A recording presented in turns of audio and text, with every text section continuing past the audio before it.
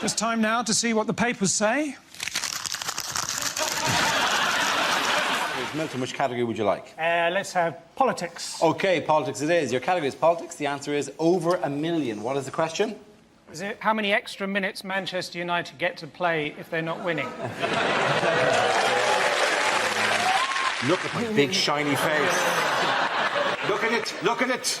Look at the way my forehead glow follows you around the room. What you have to remember is that Cameron was in PR. I mean, I was 12 years old when I had a paper round. Apparently, the rumour is that David Cameron wants to make all towns in Britain triple-barrelled, like Kingston upon Thames, Berwick-on-Tweed. He wants to call it Leeds-on-Benefit. Well, his eyes are shinier and his hair's sleeker, but it's not necessarily an airbrush. It could be he's eating pedigree chum. I mean, his coat is more glossy. Essential minerals are good. So you should see him running through a field and over a wall. It's incredible, man. He's youthful and dynamic. From the makers of Cocker 1... Cocker 2. What did his friends call Nostradamus?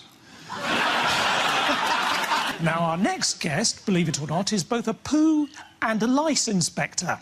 Sorry, police inspector. Troy, certificate 15. If you're too young, why don't you make a giant wooden adult? But we've all been drunk at work, haven't we? I remember when I worked on an oil rig in the Mexican Gulf.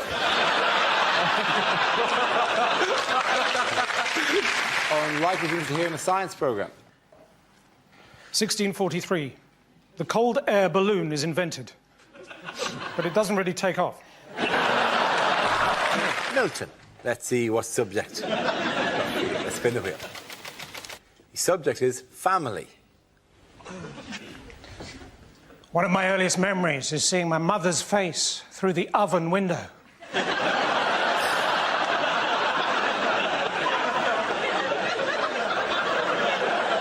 As we played hide and seek, and she said, "You're getting warmer."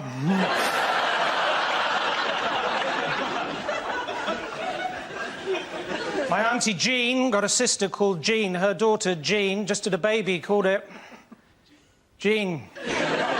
They went to a nightclub to celebrate. They got to the door and the bouncer said, "Sorry."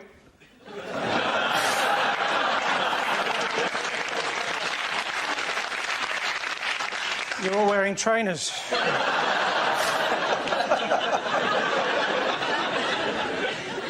My grandfather, Jean, always complaining about how much things cost. £1.50 for a cup of tea, £2.25 for 3 custard creams. I said, "Look, Grandad, you just popped round. I didn't invite you."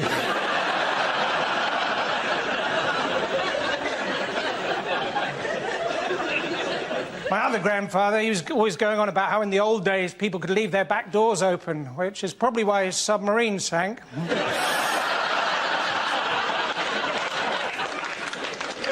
My other grandfather, when he died, we didn't even get the chance to say goodbye, which was all the more poignant because he drowned in a bowl of Cheerios. I used to own a Toyota years ago, and I remember once I was driving along eating a marshmallow, and all of a sudden my airbag deployed.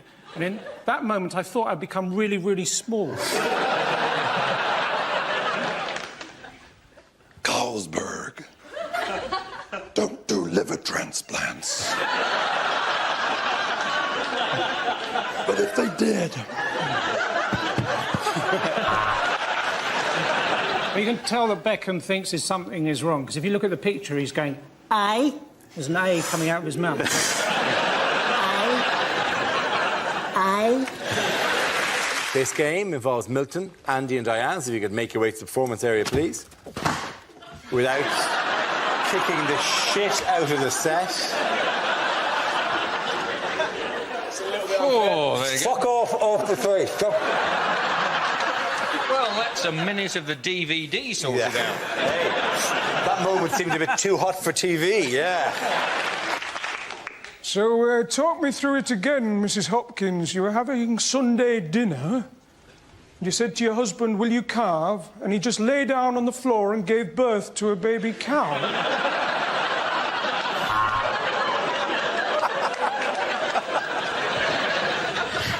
A word about registers. Most of the staff are on one.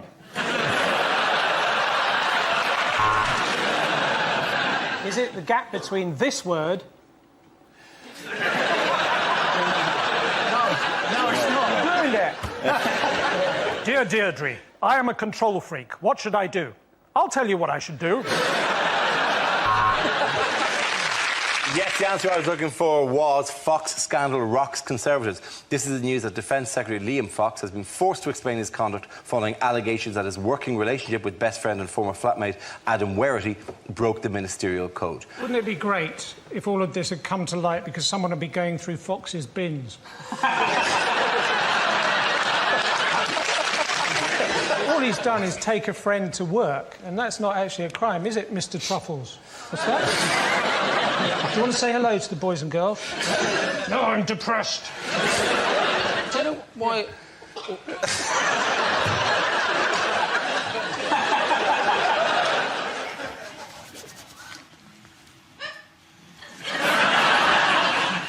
I met my wife on the net. We were both rubbish trapeze artists.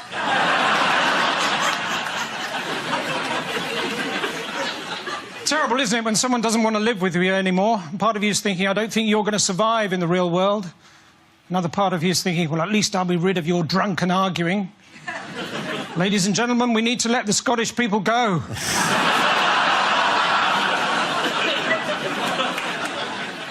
Any Scottish people here?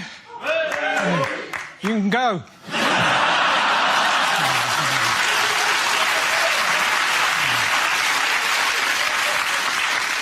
A girl came up to me the other day, started going, foot loose, then her foot fell off.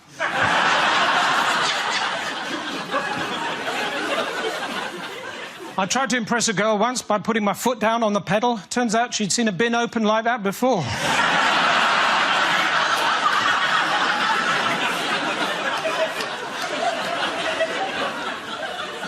A girl came up to me once, she said, you know, I can tell someone's personality by what kind of car they drive. I said, I haven't got one.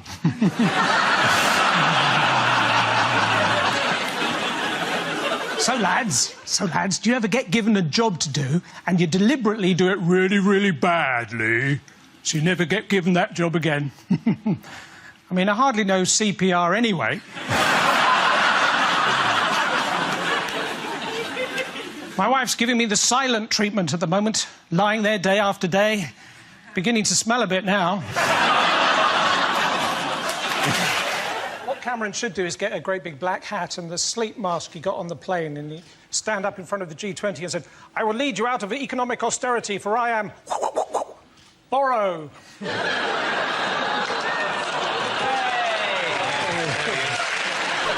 I found out my bank were fixing the loan rate. I went down there every single day and shouted at them, but then I consolidated all my anger into one monthly outburst.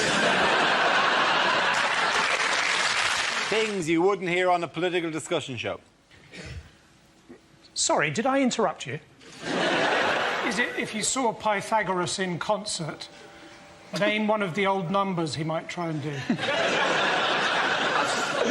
it... Transport is the topic.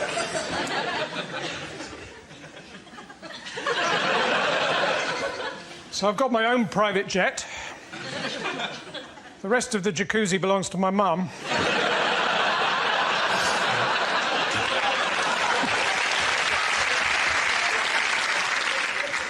If you've got a sat-nav, don't put the name of the company you're visiting into it. I tried to take some mayonnaise back the other day. I ended up in Helmand Province.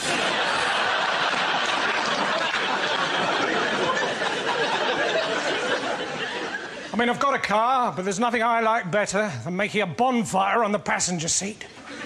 Driving up and down, opening and shutting the electric sunroof and pretending to be a steam train. My uncle, he was a taxi driver, but then one day he left home without any indication.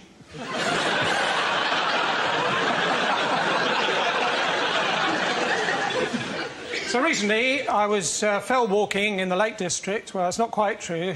Recently, I fell walking in the Lake District. I was going to tell someone, but the pillar box was full of sugar puffs.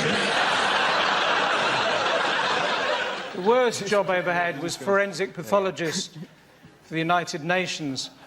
And I remember uncovering the mass grave of 1,000 snowmen. Fortunately, it turned out to be a field full of carrots.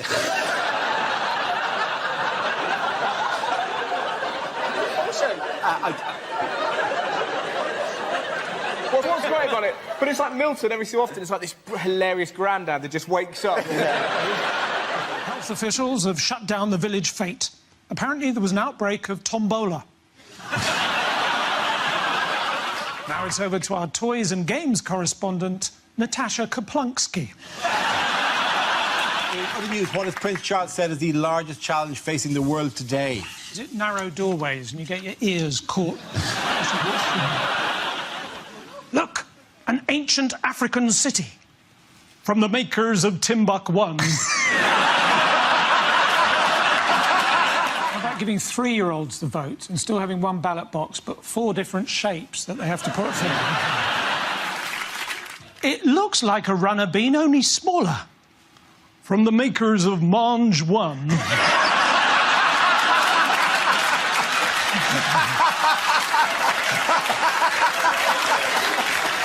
What I didn't understand about the Scottish election thing was, if the Scottish didn't want to be part of Great Britain, where were they going to live?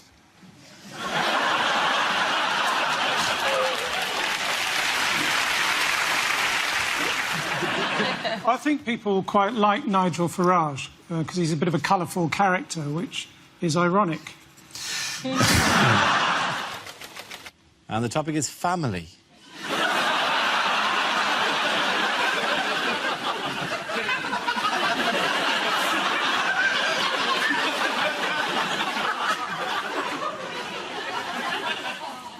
My uncle, he was a cruel man. He knew we lived in a bungalow, yet every year for Christmas we always got a slinky.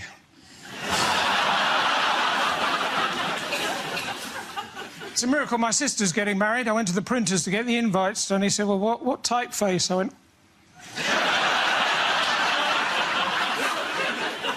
She seems to like him. My grandfather, during the war, he broke the Enigma code machine. Then he went AWOL. Well, it's not quite true. Then he became an owl. My grandmother, she's been talking about downsizing, and now she's in a little urn.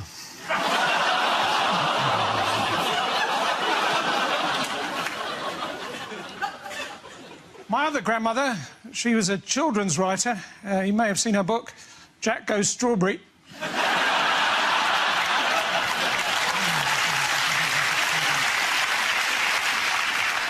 I haven't always been popular with my family as a vegan.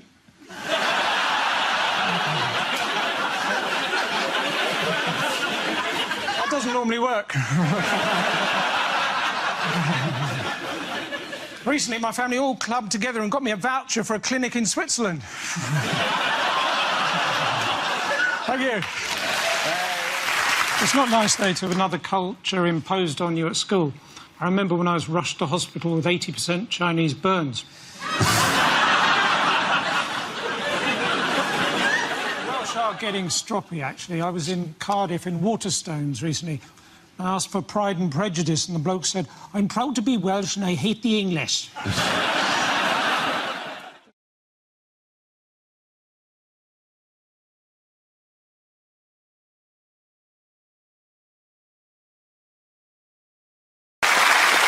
We start with a round called Picture of the Week. I show the panel a topical image and ask them to tell me what is happening. So, what's happening here?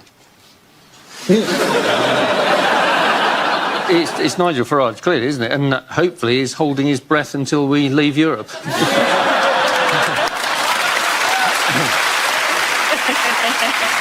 Has he just realised that wasn't a fart? Have you ever seen a cartoon and a cartoon character accidentally swallows an anvil?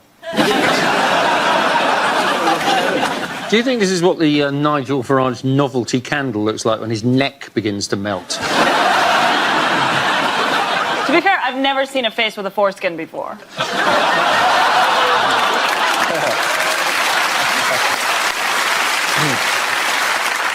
I've never seen a foreskin.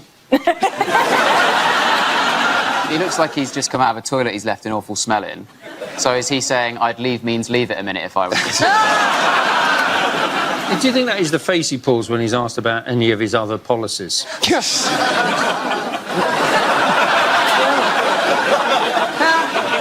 Is this CGI of what Homer Simpson would look like if he was a man? Do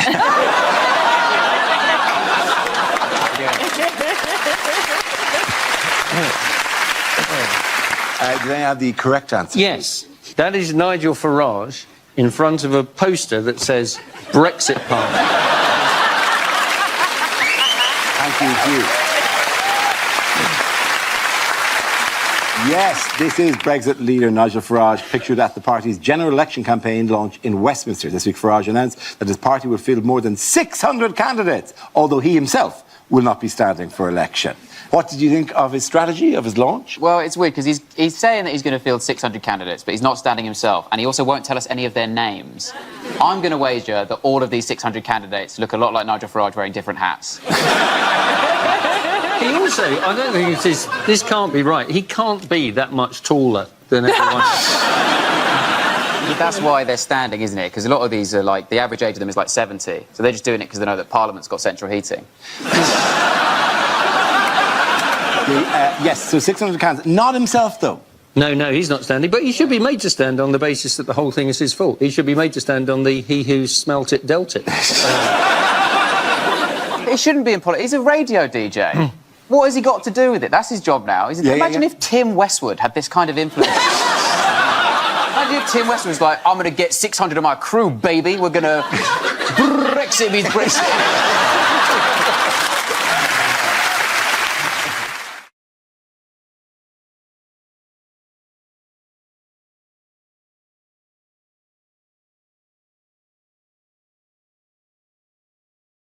Now we play a round called Spinning the News, which involves everybody. So if you could all move over towards the performance area, please. We spin the wheel, and when it stops, anyone can step forward and try to make us laugh about the subject it's landed on. If I judge the player's got a big enough laugh, he or she gets to sit down again. The first team to have all its players sitting down at the desk wins the round. OK, let's have our first topic.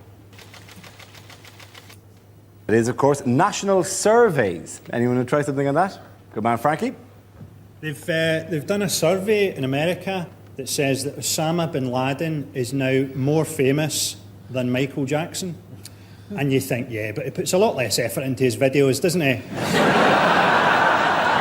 It really freaked the Americans out if he just threw in a wee moonwalk now and again, didn't it? Hey, more famous than Michael Jackson, but who would you rather have looking after your kids? They did a survey this week that said that 20% of British men have a problem with premature ejaculation. The others just don't think it's really a problem. Sex and on early nights. They brought out a condom for premature ejaculation, and basically it's got an anaesthetic in the lining, so it makes you numb and you can last for longer. Or you can wear it inside out and you don't have to wake anybody up. Well done, Frankie. You can sit down. OK, let's spin the wheel again. The next topic is the Trafalgar celebrations. Rory's in. Yeah, this was this week's naval review of Portsmouth, which is quite embarrassing for the Queen because it just rubs in the fact that she hasn't got a ship. So they line up hundreds of ships and she goes, oh, that's a nice one. Well, have you got one in another colour? Prince Philip loves these things because it gives him a chance to stand on a ship and shout, frigate! Look, Philip! Philip, mind you, no, frigate, there, frigate! Next to that f***ing destroyer, right? Very good, Rory, sit down, come on.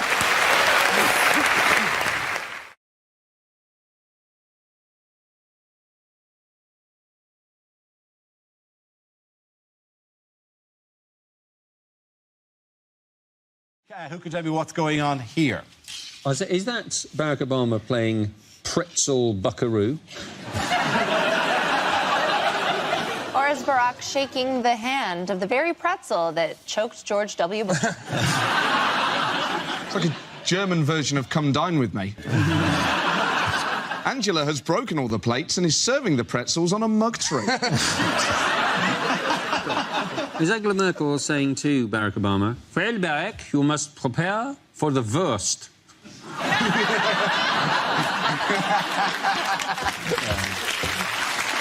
Thank you very much. Lovely. Welcome to 1970s comedy. They also, the FBI x-rayed his sausages and his pretzel before he was allowed to eat them. Presumably, obviously, because a wayward pretzel led to the demise, you know, almost of George Bush, and a wayward sausage almost led to the demise of Bill Clinton. Almost. Everyone looks happy, apart from Angela Merkel's husband, who looks like he's attempting to move the pretzels with his mind. Because he liked the fact the guy didn't just have a brush on his hat, but he jazzed it up with 4 badges as well. It's quite good. That's amazing. When you wear a hat like that, you don't expect there to be 5 other people at the table wearing that hat. Turn up and go, you got to be joking. I made this myself out of stuff I found in the garden. You can't possibly... Oh. The danger of drinking at 11 in the morning at the G7 is that by the time you get to the final communique, it reads, I love you. This is the best G7 I've ever been to. Dear Putin, miss you. Do you reckon they had to do that thing because, like, the others hadn't turned up? Obama had to text David Cameron and said, "I'd get on it on the train, mate. Because we are going to be hammered by the time you get here. I'd get a couple of those small gin and tonics if I was you, because Angela is almost sideways already." Hang on, is this the G7 where 5 of the others have yet to arrive? Yeah, but Obama's done it. Obama's just kind of sitting with Mr. and Mrs. Merkel going, "Where are you? We said 11 o'clock. You're like the man with the squirrel hat. What are you? I'm on my own? What are you doing? Don't leave me here on my own." He's having a nice time. No breakfast is ever made better by Stephen Harper or David Cameron showing up to it. It's not like he's waiting to start the party when Cameron gets there. Oi, oi! From the other side, they all turn and Cameron's like, "What is... Here it comes!" Strutting down, knocking pretzels out of people's hands. She's fucking hat. I bet Cameron's got 7 nickname T-shirts in the back of his bag. Misdemeanor. Captain Austerity's here. The Merchster, put it on, put it on, put it on. You go put it on, you put it on the He's like that. He does bring the party. So who was noticeably absent from the G7? Vladimir Putin. Yeah, and he would bring the party. Check emails again. Maybe in junk folder there is invitation. That's the saddest picture I've ever seen. I think out of shot he's looking at one of those brush hats that he bought for the event. That's why they had beers. That's why they had beers early, so they could go, "Oh, mate, you missed the best one ever." He was wasted by 3 o'clock. I got off with Merkel. I like to think that... Because Putin's not going to take it very well, but I like to think that he had his own G1 summit. He said only an insane man in a dream would think that Russia would attack NATO. And you wondered, actually, whether he had, in fact, had that dream himself. And he was giving the rest of the world a bit of a heads-up on his current mental state. Yeah, because he's insane. That'd be like, you can't say that about yourself. That'd be like saying, only a total legend to come back from the bar with 8 Jaeger bombs. Oh, David Cameron, you've done it again. Wait, there's only 6 here. It's a long walk. Boom!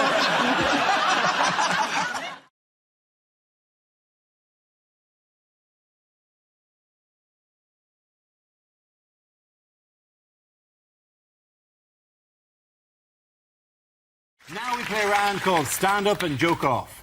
This game...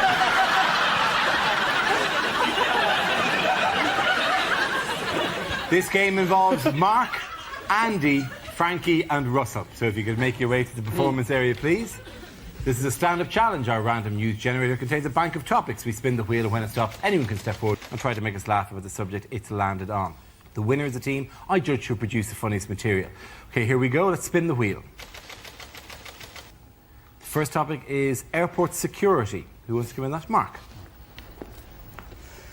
Hey, I find it very stressful, the amount of security at the airport these days. All these announcements, ladies and gentlemen, at this time of maximum security, at this time of height... What do they mean, at this time of maximum? When's it going to stop? Ladies and gentlemen, I think they've gone. If you see a mysterious package, shake it! I tell you what I really hate, though, airports, those metal detectors you have to walk through. I went on holiday, well, in fact, I'll tell you, I went to Hong Kong, and I always set the metal detector off. Beep every time. Beep, beep, beep. So this time, walk through it, nothing, no beeping. I was so relieved. I went, yes! Which doesn't help. If anything, that weakened my position slightly. Well done, Mark Watson. OK, let's spin the wheel again. The subject is leisure. Who wants to come in on that? Russell. I don't quite know how that signifies leisure. How has that old man got her? That's a joke.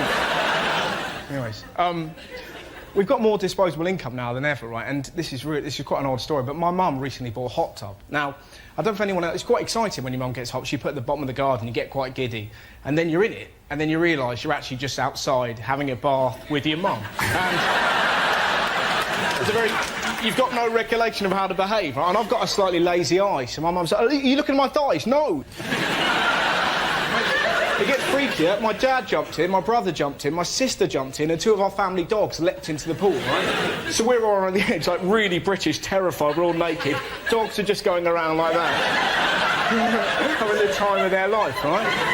And my mum just chose this moment to embarrass her, just looked up and went, hey, guess what? She wasn't doing a dog impression, that would have been weird. Right? She went, guess what everyone in this hot tub's got in common? I don't know, Mum, what?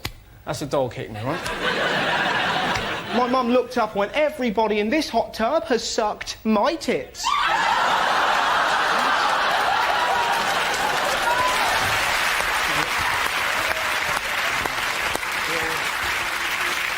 OK, that leaves us with Andy and Frankie.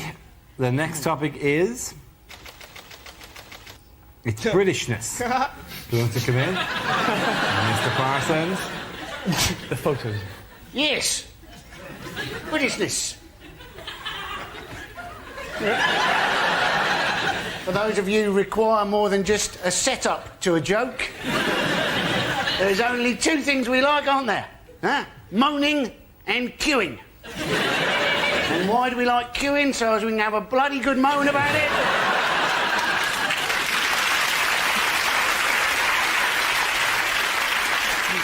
How long the queue is, how slowly it's moving, and how those rude foreigners have pushed in front of us because they don't have any decent concept of what a good bloody queue looks like. There you go, Andy Parsons. OK, Frankie, let's see what you've been left with. It's science. Scientists have just built the world's biggest ever super collider, and they're doing an experiment to find out what makes up protons. I hope that if the experiment's successful, the whole of our reality will dissolve and a big sign will come up that says, Level 2.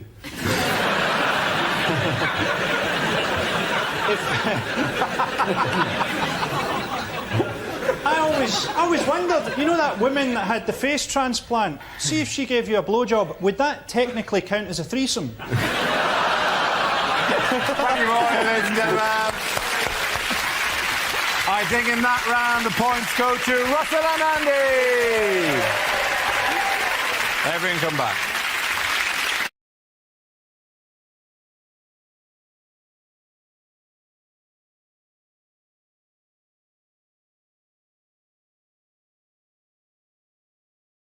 OK, here we go. The first subject is unlikely things to hear on breakfast TV.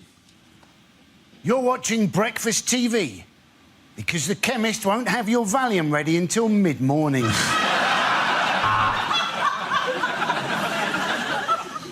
Breakfast news now. A man is drowned in a bowl of Cheerios. Sadly and ironically, his family didn't get a chance to say goodbye.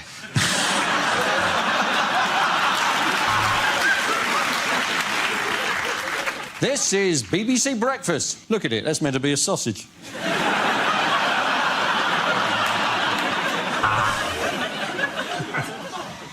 Now, if you didn't see earlier on, we had steps. And that's why we interviewed Stephen Hawking outside.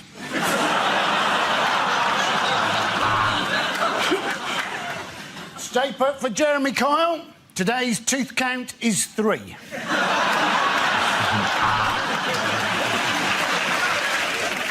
The world of show business has suffered another tragic loss. But don't worry, it's one of the ones you already thought was dead. A lot of people ask me how I stay awake at this time. Well, you know what they say, early to bed, crack cocaine in the morning. Today, we're looking at the world's biggest birthday... Oh, no, Eamon's at it.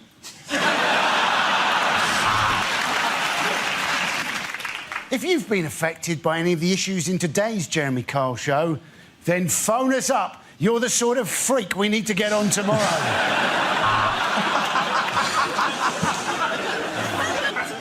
Later on, we'll be meeting a man who has to go through 50 steps before he can orgasm.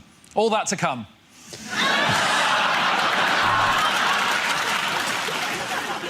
It's Channel 5, it's 5 a.m, and I am going to sack my agent. Well, it's time for the traffic news now, here on Christian Breakfast Time. So let's go over to our eye in the sky, God.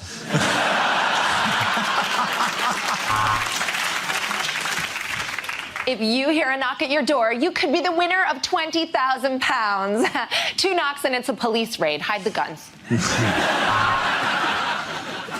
Now we're going over to the kitchen where Chef Tony will be cooking up an excuse for why he's been texting my wife. Next up on Channel 4 Breakfast, it's a brand new homegrown British sitcom. Only joking, it's Everyone Loves Fucking Rape. Well, let's take a look at the traffic. There it is. Brum, brum. Well, I'm looking forward to this one. In the studio, we've got the new Doctor Who. Accidentally killed someone.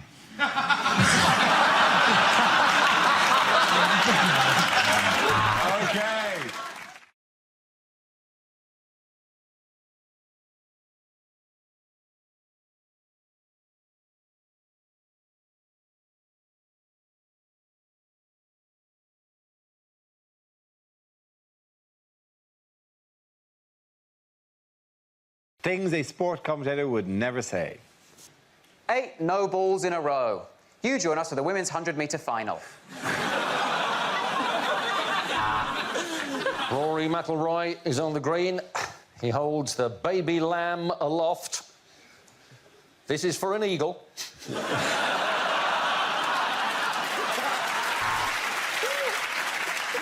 They think it's all over. It is now. I'm dead. And the Russian champ beginning her floor routine now. Running, running, running, big jump, and a tumble, and a little tumble, and then rolling around, and then a bit of swirling. To be honest with you, I normally do the darts. Joe Root's up now for England. He's quite cute, isn't he? He could spend a couple of hours at my crease. And at the end of that match, it's 0-0. But it doesn't matter because both teams are just such lovely people. Well, there are 3 horses in it. This is the worst sausage I've ever had. And the Ferrari crosses the line in the worst case of cheating the London Marathon has ever seen.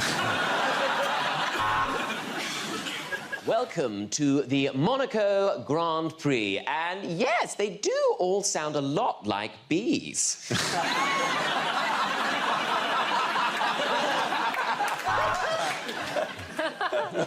Well, Gary and I are in the commentary position. If you want to know where that is, it's on page 32 between missionary and wheelbarrow. Shock news as FIFA awards the 2022 World Cup to the Islamic State.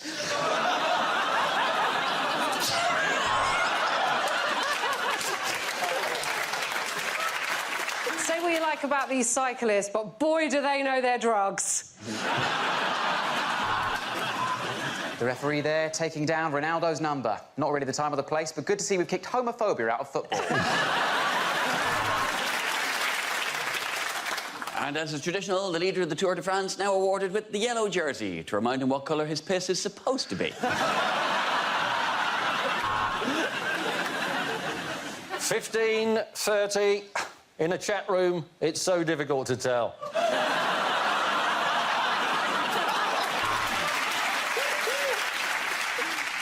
Incredible delivery from Serena Williams. The baby came out in 7 minutes and she didn't even shit herself. Oh, that is long, very long. I'll put it away now and get on with the comment.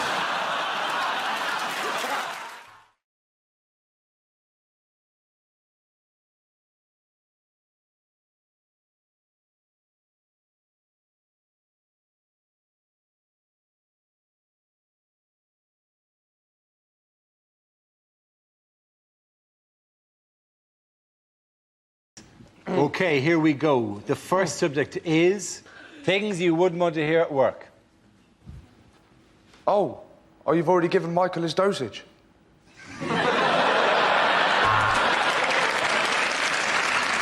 not a photocopier, it's a shredder. And what have you done to your arse? So, you probably want to know how I got the nickname Dog Botherer.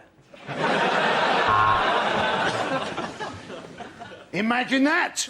My first day at work, and I appear to have slipped on a wet floor. I think I might be entitled to compensation. Do you mind if I leave early? I've got to pick up the kids before their parents get there.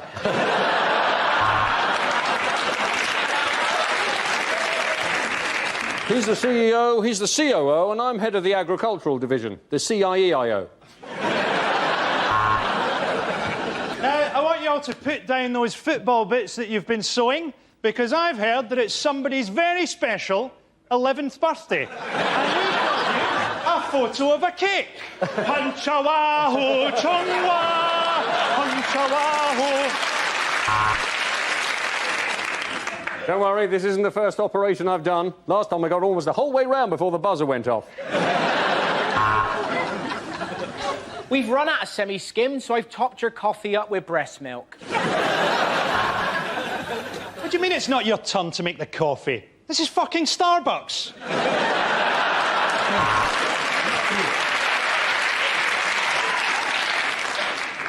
Get off your shit!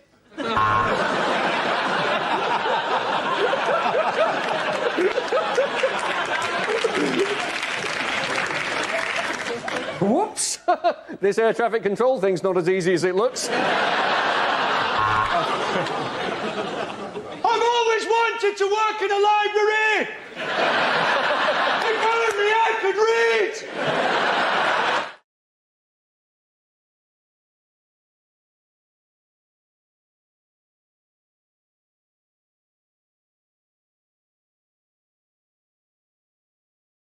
Now we play a round called Wheel O News.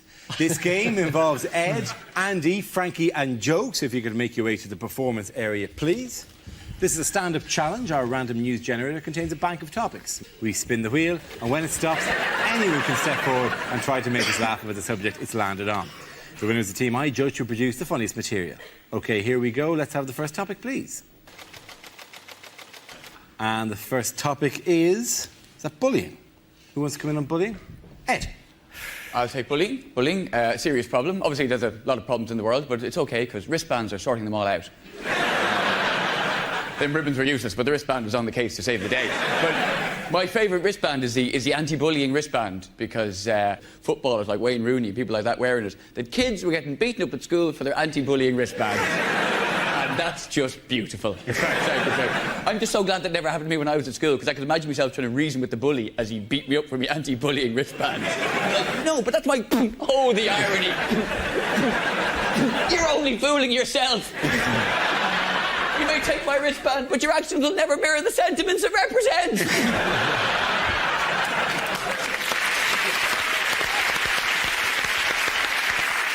Well done, Ed. OK, let's spin the wheel again. The subject is drugs. Who wants to come in on that? Andy. So,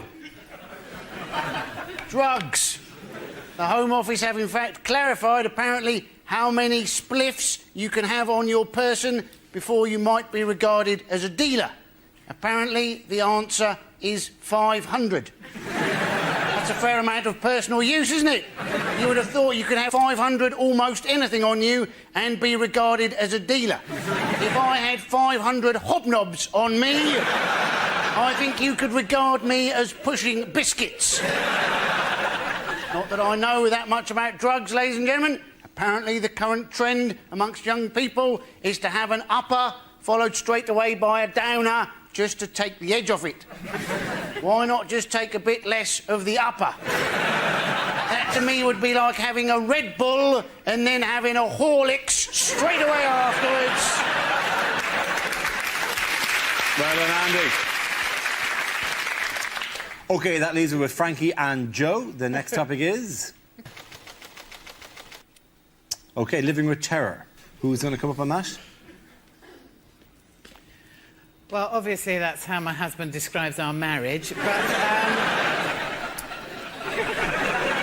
how's the country been since the terrorist attacks here? Well, I mean, when I go out of London on tour, people are always saying to me, what's it like driving around London now? And I say, dunno, it's a bit hard to see out of my armoured personnel carrier.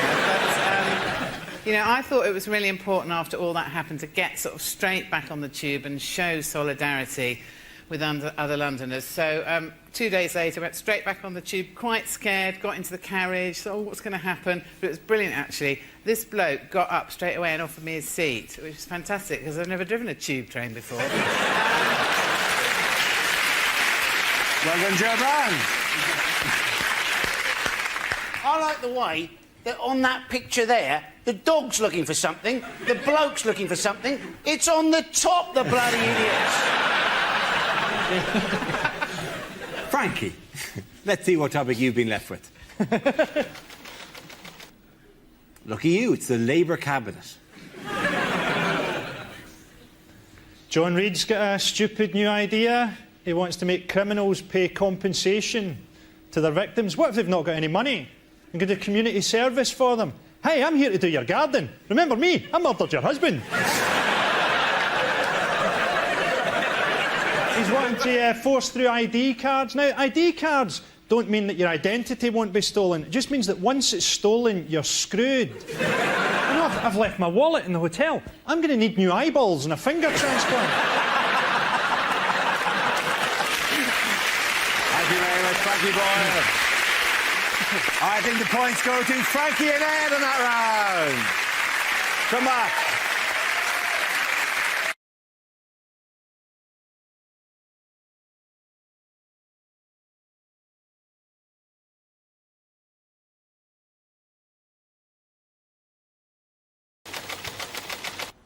The subject is clubbing. Who wants to talk about that? Myers. Yeah, well, I'm sure you can all tell I'm a bit of a clubber. Nothing I like more than getting down to the local hotspot and shaking the old batty and ting, a bit of shawaddy-waddy. Don't mind if I do. No, I have tried nightclubbing. It's not really my thing. I'm a bit too delicate, my system. I was in a nightclub recently. A fellow young raver danced up and shouted, "I'm loving it, loving it, loving it!" I replied, "I'm finding it all a bit noisy, finding it all a bit noisy, finding it all a bit noisy."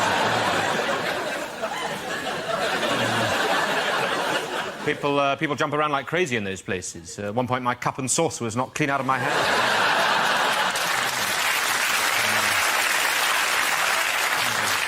It's tricky. I mean, I've tried the dancing. That's not my thing either. I don't care if I haven't got sexy Latin rhythms. I've got a Latin A-level. Much more transferable in the job market. I was on the dance floor recently. A lot of my fellow young ravers were blowing whistles, so I joined in and gave a bloody good pop on my bugle. Unfortunately, that meant half the Bosworth Hunt came charging in across the dance. Hounds mistook 3 of the ginger students for foxes, and there was a hell of a mess. Thank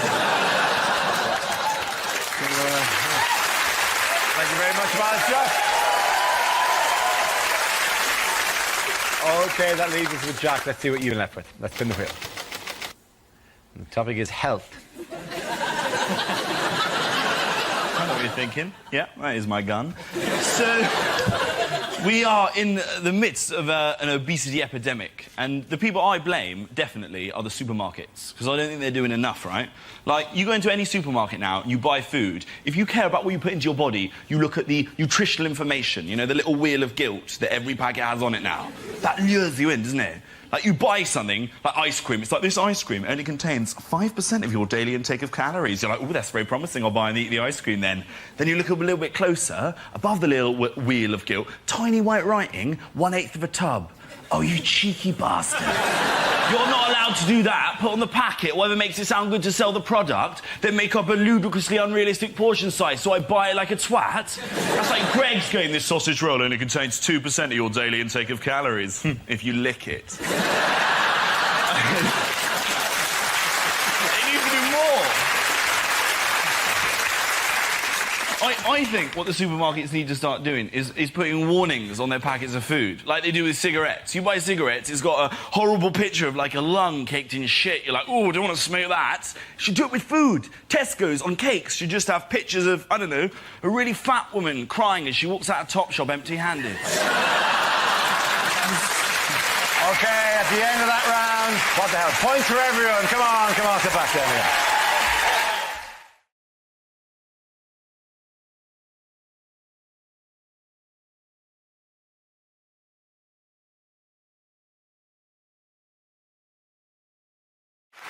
OK. The next topic is things you didn't hear at the Olympics. I am the little girl from the opening ceremony. This is my real voice. That gymnast is so supple. If my wife could do that, we'd still be together. Chinese athlete with number 36 in his chest. That means he's a chicken chow mein. And it's gold for Ireland!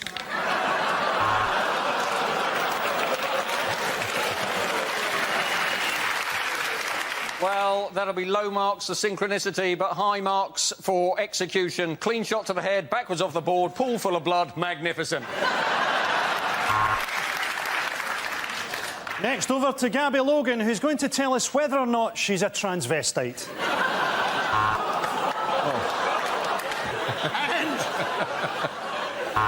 And it... Go again, man, go again. Do it. And I'm not letting you off for the last Ireland joke. You're not getting on again for the rest of the show. You are not doing another one for the rest of the show, all right? You've just been... Oh, let's look at the clock. It's more interesting than the show jumping. The one thing we're all thinking during the Olympics, doesn't Claire Balding look like Eddie Izzard? Nobody can touch this Russian gymnast, except their coach and their uncle. And here comes... Well, what a morning. We've got medals in the Yingling, Tiddly and Poe. Next, the rhythmic gymnastics. You might want to start beating out your own rhythm at home. And And the French have 4 faults: their language, their food, their underarm hair, and the fact that they are French.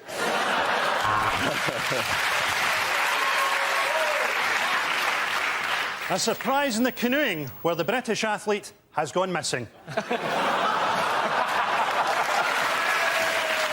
it was after I heard the buzzer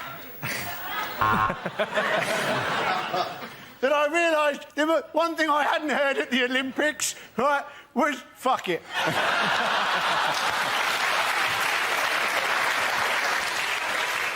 The next topic is things that would change the atmosphere at a dinner party.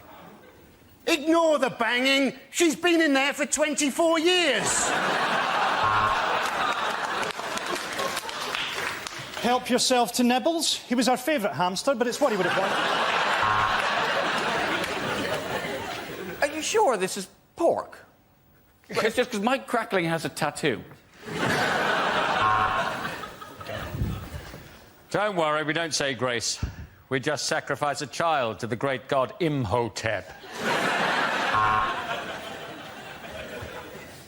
Doorbell! Excellent. That'll be Heather Mills and James Blunt. Hope he's brought his guitar. I hope nobody's allergic to nuts, because I like to rest mine on the table. Well, this is absolutely lovely. I say we all raise a glass to the Fuhrer!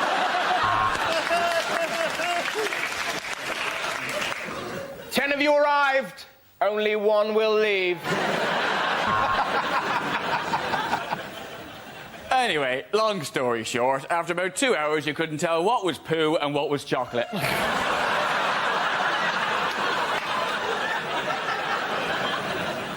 There is a vegetarian option. You can fuck off.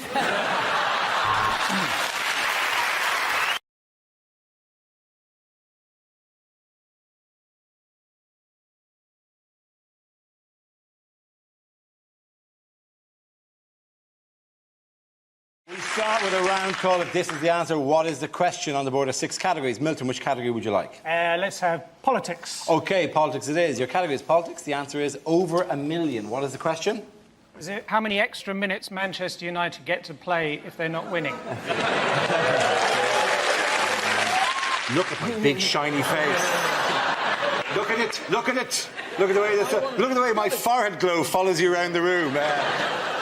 What you have to remember is that Cameron was in PR. I mean, I was 12 years old when I had a paper round. Apparently, the rumour is that David Cameron wants to make all towns in Britain triple-barrelled, like Kingston upon Thames, Berwick-on-Tweed. He wants to call it Leeds on Benefit. Well, his eyes are shinier and his hair's sleeker, but it's not necessarily an airbrush. It could be he's eating pedigree chum. I mean, his coat is more glossy. Yeah. Essential minerals are good. So you should see him running through a field and over a wall. It's incredible, man. He's youthful and dynamic. Well, we've all been drunk at work, haven't we? I remember when I worked on an oil rig in the Mexican Gulf. Or unlikely things to hear in a science programme. 1643. The cold air balloon is invented. But it doesn't really take off. Milton. Let's see what subject. Let's spin the wheel. The subject is family. One of my earliest memories is seeing my mother's face through the oven window.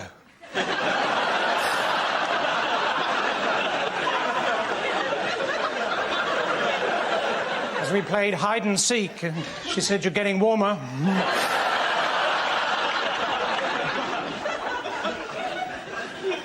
My auntie Jean got a sister called Jean. Her daughter Jean just had a baby, called it Jean. They all went to a nightclub to celebrate. They got to the door and the bouncer said, "Sorry."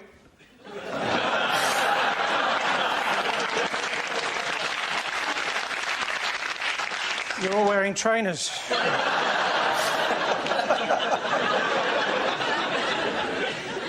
My grandfather, Jean,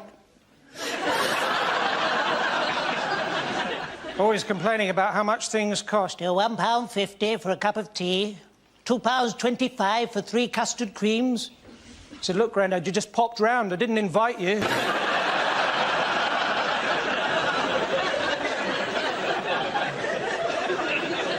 My other grandfather, he was always going on about how in the old days people could leave their back doors open, which is probably why his submarine sank.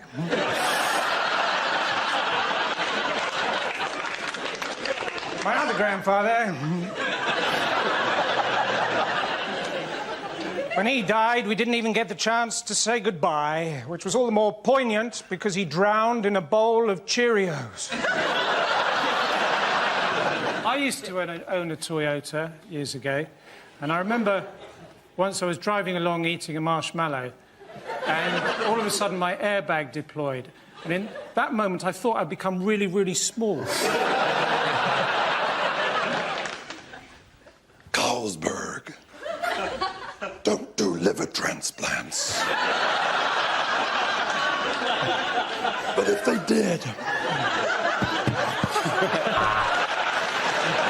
You can tell that Beckham thinks something is wrong, because if you look at the picture, he's going, A. There's an A coming out of his mouth. A. This game involves Milton, Andy and Diane, so if you could make your way to the performance area, please. Without kicking the shit out of the set. Oh, there you go. Fuck off the face. Well, that's a minute of the DVD sorted out. Hey, that moment seemed a bit too hot for TV, yeah.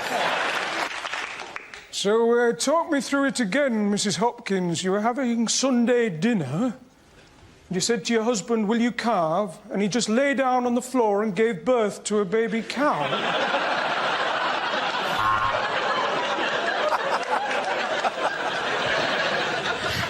A word about registers. Most of the staff are on one.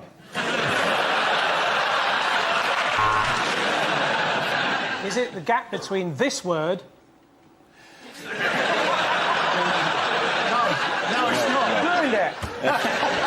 Dear Deirdre, I am a control freak. What should I do? I'll tell you what I should do.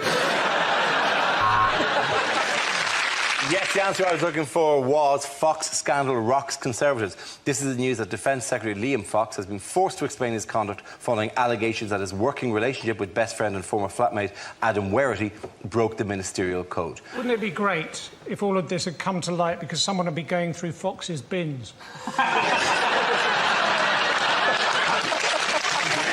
All he's done is take a friend to work, and that's not actually a crime, is it, Mr. Truffles? What's that? Do you want to say hello to the boys and girls? No, I'm depressed. Do you know why...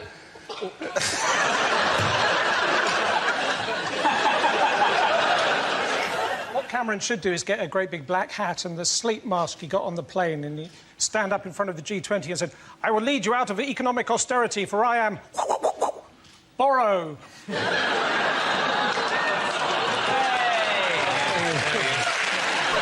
I found out my bank were fixing the loan rate. I went down there every single day and shouted at them, but then I consolidated all my anger into one monthly outburst. Things you wouldn't hear on a political discussion show. Sorry, did I interrupt you?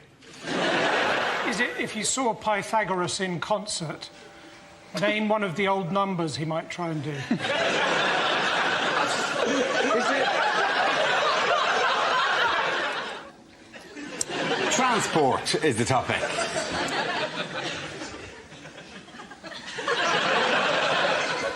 So I've got my own private jet. The rest of the jacuzzi belongs to my mum.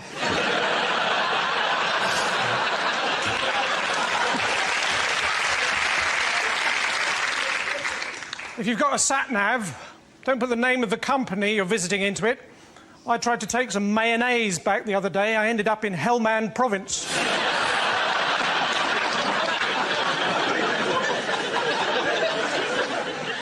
I mean, I've got a car, but there's nothing I like better than making a bonfire on the passenger seat. Driving up and down, opening and shutting the electric sunroof and pretending to be a steam train. My uncle, he was a taxi driver, but then one day he left home without any indication.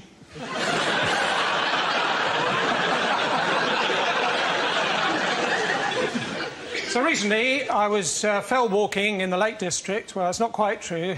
Recently, I fell walking in the Lake District. I was going to tell someone, but the pillar box was full of sugar puffs. The worst job I ever had was forensic pathologist for the United Nations. And I remember uncovering the mass grave of 1,000 snowmen. Fortunately, it turned out to be a field full of carrots.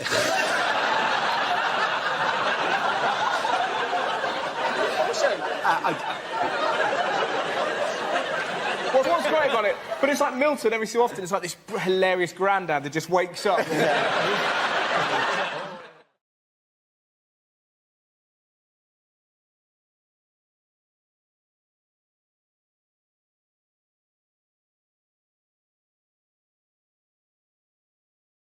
Now we come to scenes we'd like to see. So if everyone can make their way over to the performance area, please. I'll read out this week's topics, and then we'll see what our panellists can come up with.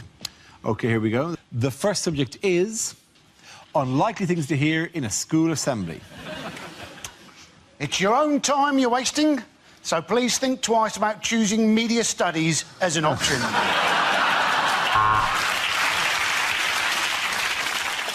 We are not involved in extremism, and any suggestion we are is deeply offensive to us all here at the Jihadi Death to the West Academy.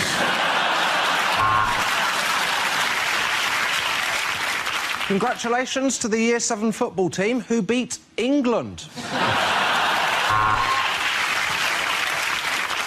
There are 2 new girls in the school today, thanks to Louise in Year 9, who's just had twins. New school rule from next term, there will be running in the corridors because we've had to sell off the gym. Just this morning, we confiscated a bag of cannabis, and now we're asking all students to come forward if they've got Pringles.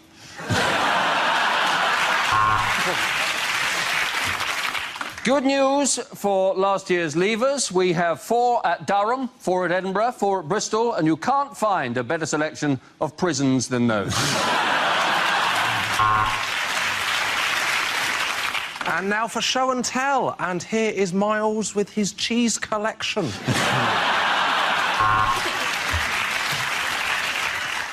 Congratulations to the first 11 who yesterday beat St Christopher's 37-0. St Christopher's is an intensive care unit, but nonetheless, well done.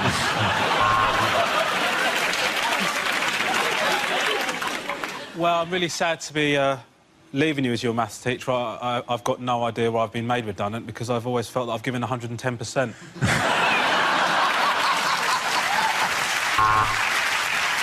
Just a note for 5D. When I said that Thomas should be in a blazer, I didn't mean set him on fire.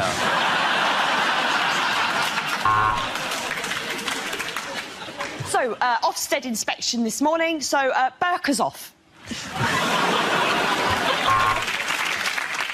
Now, I know today is no school uniform day, Barry, but we were hoping that you would wear something else. And now the register is the reason that Mr Smith cannot be here at the school today.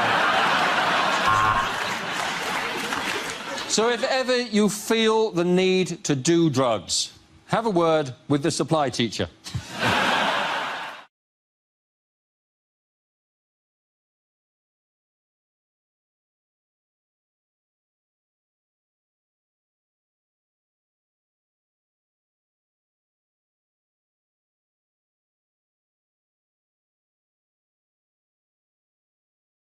OK, here we go. Let's spin the wheel. The first subject is health. Who wants to come in on that? Any persons? Leslie Ash. Now, she's just got compensation, didn't she? Because she got MRSA. The reason she was in hospital, right, was apparently she'd punctured a lung and broken 2 ribs during energetic sex. Now, I don't know about you, but I'm thinking she was doing it wrong. If somebody said to me, would you like to have sex, but it could end up in you puncturing your lung, I think I'd go, oh, you go ahead, I'll sort myself out.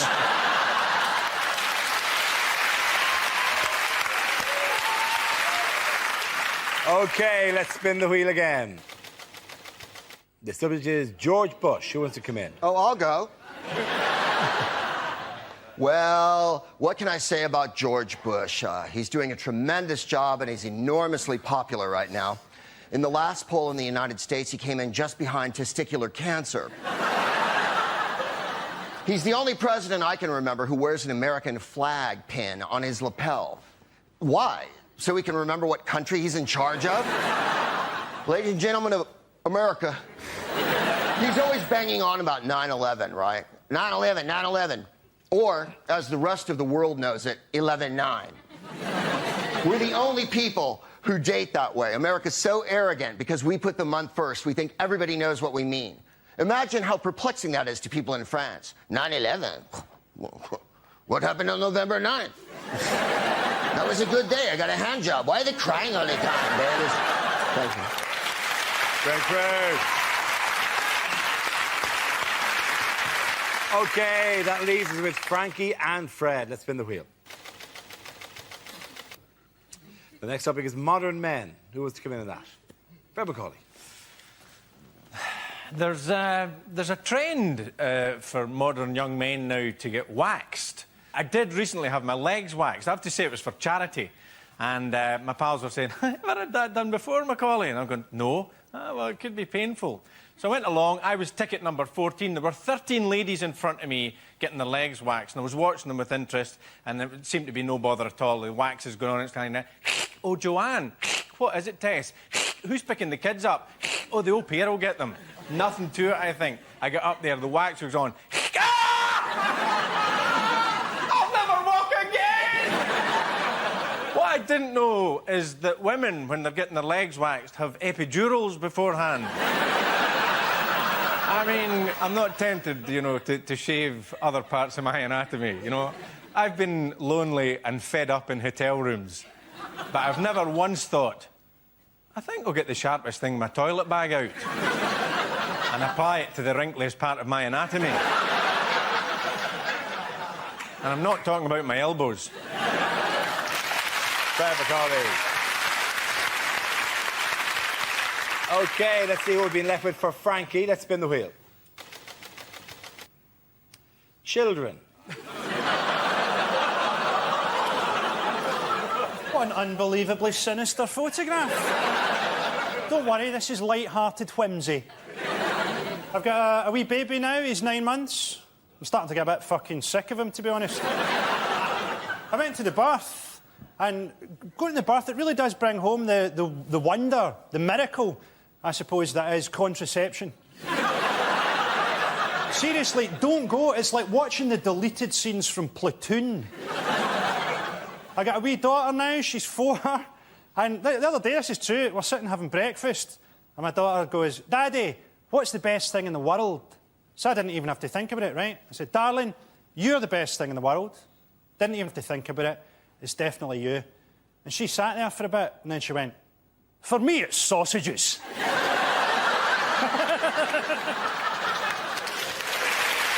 Ladies and gentlemen, that round, the points go to Frankie and Greg.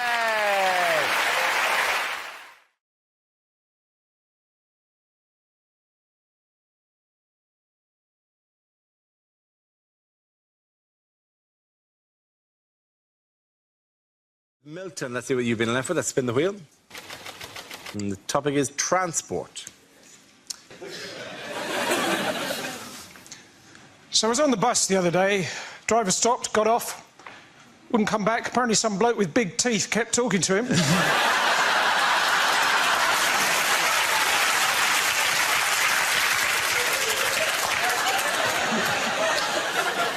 Before that, though, I overheard a mermaid on the bus. She said, I like sitting on the beach, but my other half liked swimming.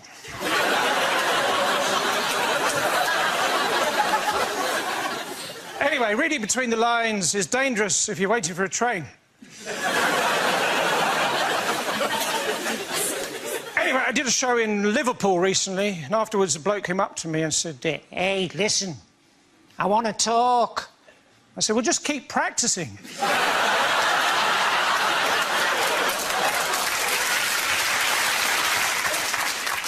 Next month, I'm in Northern Ireland, County Down, 4, 3, 2... I don't need a relationship. I am a rock. I am an island. Sometimes I go down to airport arrivals and I stand with a piece of cardboard saying, no one.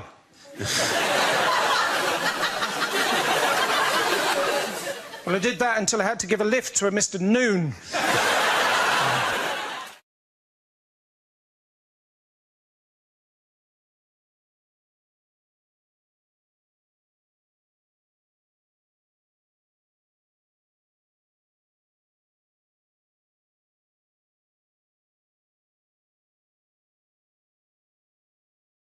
And it's food. Oh, OK. Oh, very similar topics. I once went to a buffet in Reading, and that's not even the joke. It was organised by a woman called Wendy, and it was so beige. It was so bland. It was like a buffet representation of Reading. I looked across this buffet, right? They put out sausage rolls, right? Sausage rolls, right? Where they just whipped off the cellophane and put the corrugated plastic straight down on the table.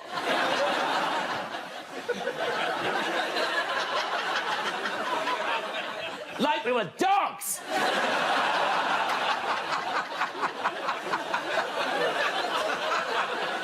Then we had Scotch eggs, right? Scotch eggs cut into quarters. Apparently no one can eat a whole one. Then we had breadsticks displayed in a pint glass. I thought I was at a fucking UKIP rally.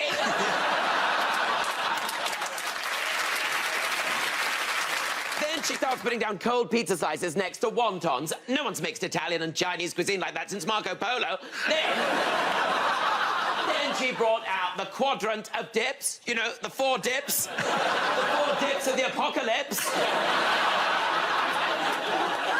The white one. The other white one. Then there's a green one. What's that? Guacamole. Then there's a pink one. What's that made of? Sillet bang? I was just glad to have something made of some sort of colour. Anyway, it was a terrible buffet, but thank you very much, Wendy.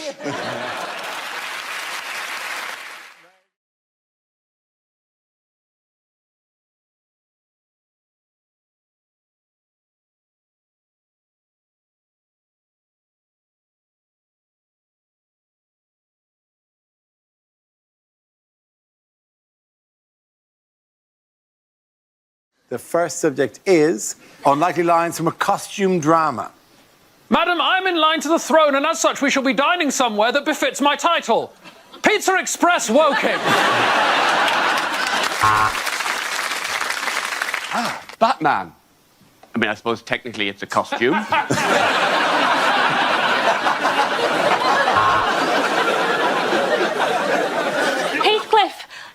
let me in, let me in.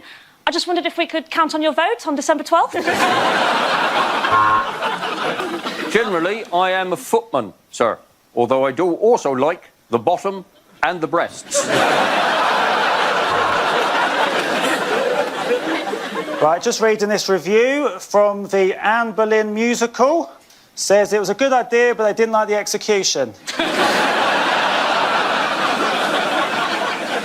Lord Windermere is famed for his opulent balls. I've heard he wet shaves them.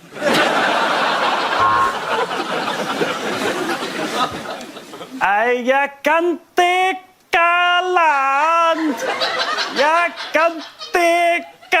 lives, men jeg kan et stort accent.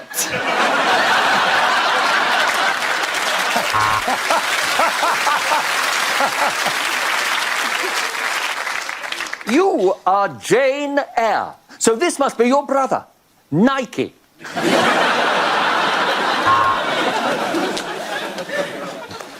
That new servant girl is so cold and unresponsive. Watch this. Alexa? Alexa?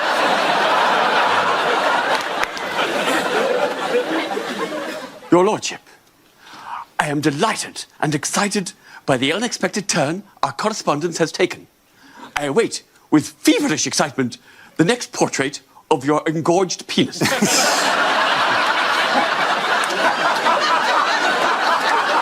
Please accept this crude sketch of my boobs as a token of my affection.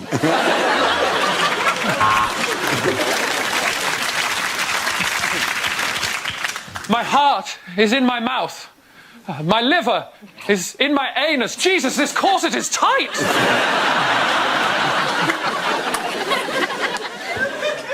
Carson, please get your hand out of my trousers. When I told you to go below stairs, it wasn't a euphemism. My name is Maximus Decimus Meridius. So, yeah, that's Mike, Alpha, X-ray, India, Mike. As the ruler of this country, I demand some respect. When you see me, you will bow and you will say, yes, queen. Mr. Darcy, I could never belong to you. I am promised to another. But I could give you a quick handy by the bushes.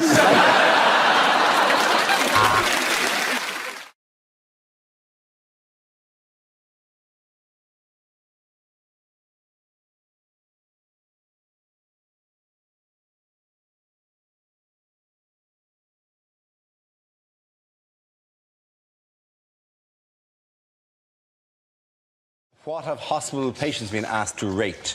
They have been asked to rate, apparently, exactly how good the A&E departments are. The question is, would you recommend this A&E department to your friends and family? Well, what are you going to say to them? Oh, well, don't worry, you've had an accident. You're going to St Mark's, and that's got a cracking A&E. Changed the beginning of Casualty. Wasn't it? Just a man falling off his shed onto his garden rake and then crawling to his laptop to go on TripAdvisor. Or just come home to your partner, square up and go, I'm going to send you someplace nice. Well, I've never heard domestic violence put quite as charmingly as that. Yes, I know that they put don't know in. There's extremely likely, neither likely nor unlikely, extremely don't know. Don't ask the people with concussion. How would you rate it? Cabbage? Banana? Cabbage? The people who give the lowest rating are dead. So the results are going to be unavoidably skewed. That's going to be a very awkward conversation when they go, I'm sorry, we've lost him. Do you think he was satisfied with the train?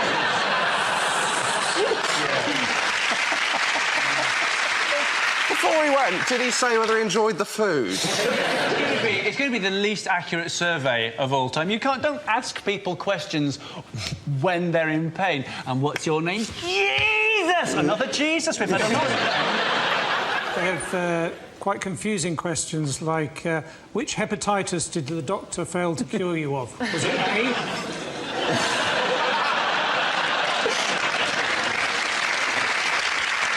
Who has received a hero's welcome at the conference? Batman! Yes, the bit where Batman came. No, not Batman. Oh, Boris. Boris Johnson said he wanted to be tough on crime. And this was after, apparently, he's had 6 bikes nicked.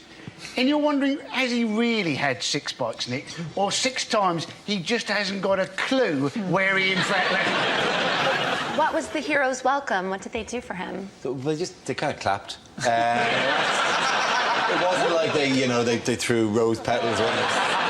They also gave him, like they give everyone at the Tory party conference, they gave him a 2-minute standing ovation. That's what they give absolutely everyone, whatever they've said. It makes perfect sense. It's 30 seconds of clapping and a minute and a half for most of them to stand up. Do you need a hat? I can do this. Come on. Do you have to...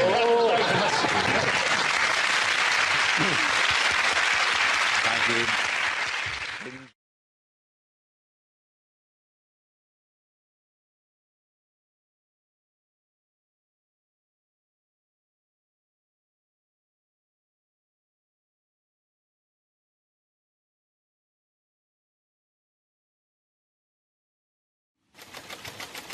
The first subject is education. Who wants to go on that?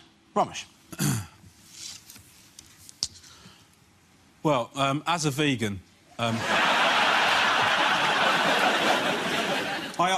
wanted to supplement my son's education, so I'm helping him to learn to read. That's one of the things that I'm doing, and helping your child to read is one of the most magical and rewarding things that you can do as a parent on day one.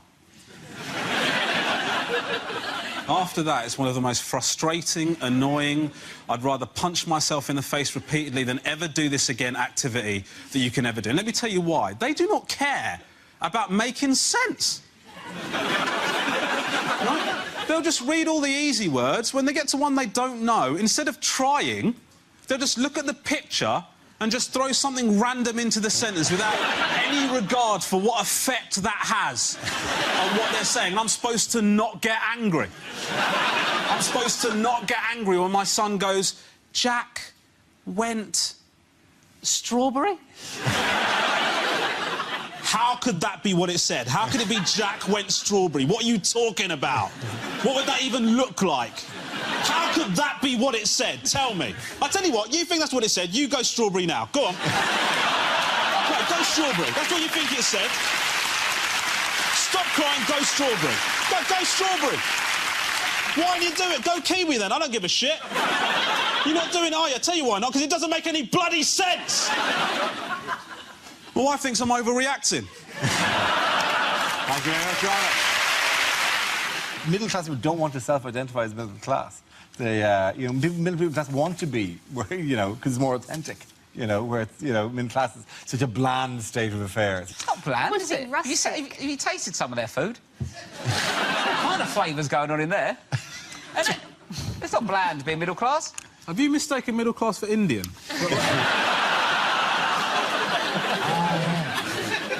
The naan's incredible. We call them nans.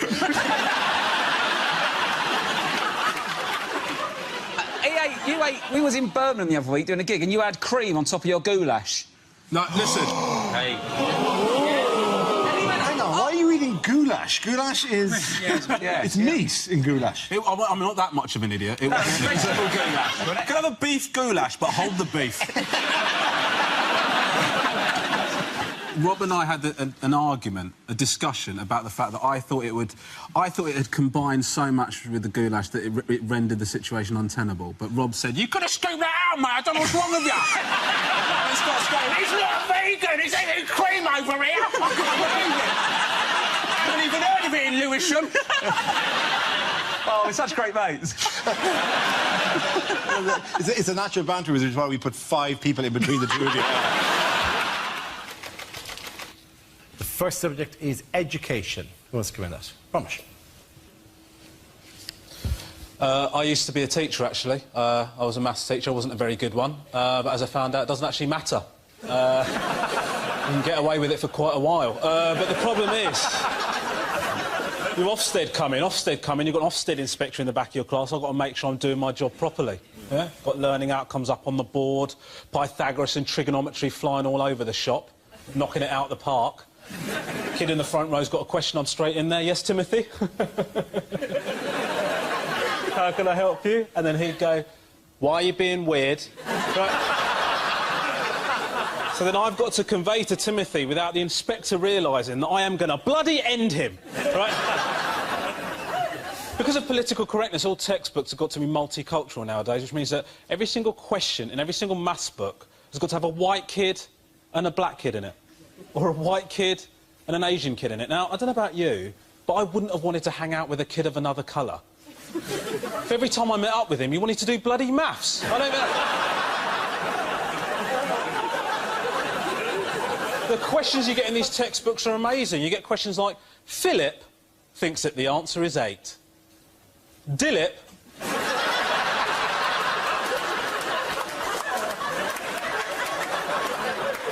thinks that the answer is 10. Which one is correct? And then a kid would put his hand up and he'd say, "I think Dilip's correct." And I'd say, "Why?" And he'd say, "Oh, because Asian kids are bods, aren't they?"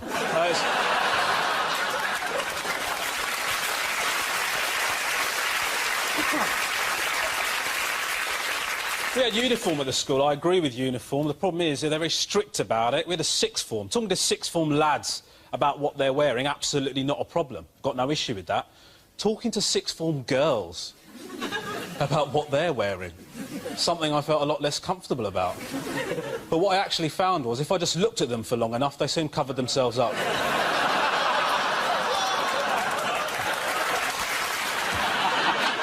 I've actually just started pretending I'm Costa Rican. I will switch to whatever I need to, you know. I'm in the cricket, I'm very Sri Lankan at the moment. During the Ashes, I pretended I was Aborigine. Like, I don't care.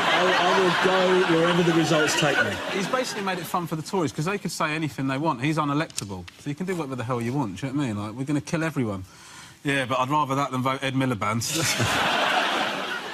There continues to be heavy shelling here. Ramesh Ranganathan at the peanut factory.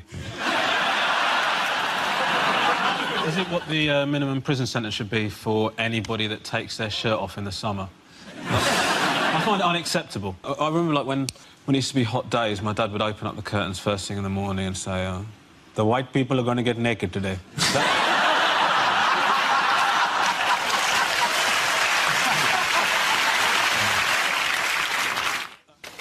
The first subject is going out. Who wants to come out? Ramesh. I don't like going out. Don't like going out because I don't look as good as I used to, and I worry about it. I've put on weight, and I think, oh, I don't look all right. And then I think, hold on a minute, I'm married. I don't need to look good. I just need to look better than the prospect of single parenting.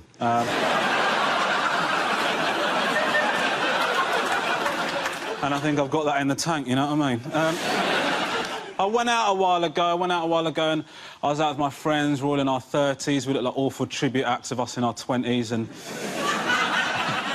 there's guys there, they're in their 20s, looking ripped and amazing, and I'm thinking, are they going to make us feel bad? Are they going to make us feel awkward? Are they going to make us feel like we're stepping on their turf? And the truth is, they ignore us.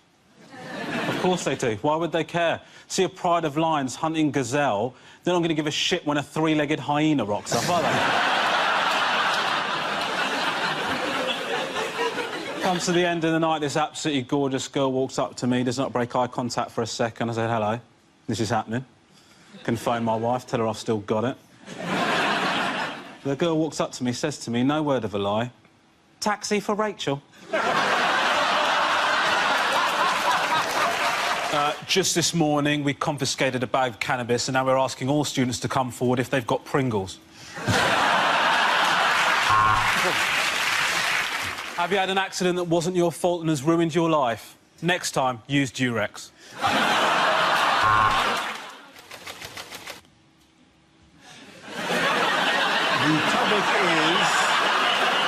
The topic is animals. I'm into animal rights, actually. I recently watched this film, Blackfish, which is about this killer whale that ate two of the trainers at SeaWorld, killed two of the members of staff at SeaWorld. And it's an interesting film, but I do have some issues with it. You know, one of the things they say in the film is we call them orcas. Some people call them killer whales, but these are beautiful, beautiful orcas. We call them orcas. This one killed two people. Right? That's a killer whale, right? He lost the right to be called orca when he slaughtered two people, yeah? And the people are surprised by what happened. People are surprised by what happened. They say, oh, my God, I can't believe what's happened at SeaWorld. I can't believe that one of the killer whales tried to eat one of the trainers. Listen, that's not a surprise. I'm a vegan, right? If you make me dance with a sausage on my nose for long enough, eventually I will try the bloody sausage, right? I don't think that's a surprise. And the film is presenting obvious stuff. I was talking to an intelligent person about Blackfish. He said to me, I can't believe what's going on at SeaWorld. It's disgusting. I can't believe they kidnapped them from the wild. How else did you think that they got them? Did you think there was some sort of recruitment drive? And the thing is, you know, is they want to set this whale free. They want to set Tilikum free because he killed two people. Because he killed two people, they want to set him free. I mean, that's the opposite of crime and punishment, isn't it? I mean, people say because he lives in such horrible conditions. Listen, people live in horrible conditions. We don't let them off for doing stuff. You don't say, oh, Derek here killed 6 people. We can't do anything about it because he lives in Hastings. I understand that because, like, if the cows farting is causing the problem, then surely eating them is the solution. I mean...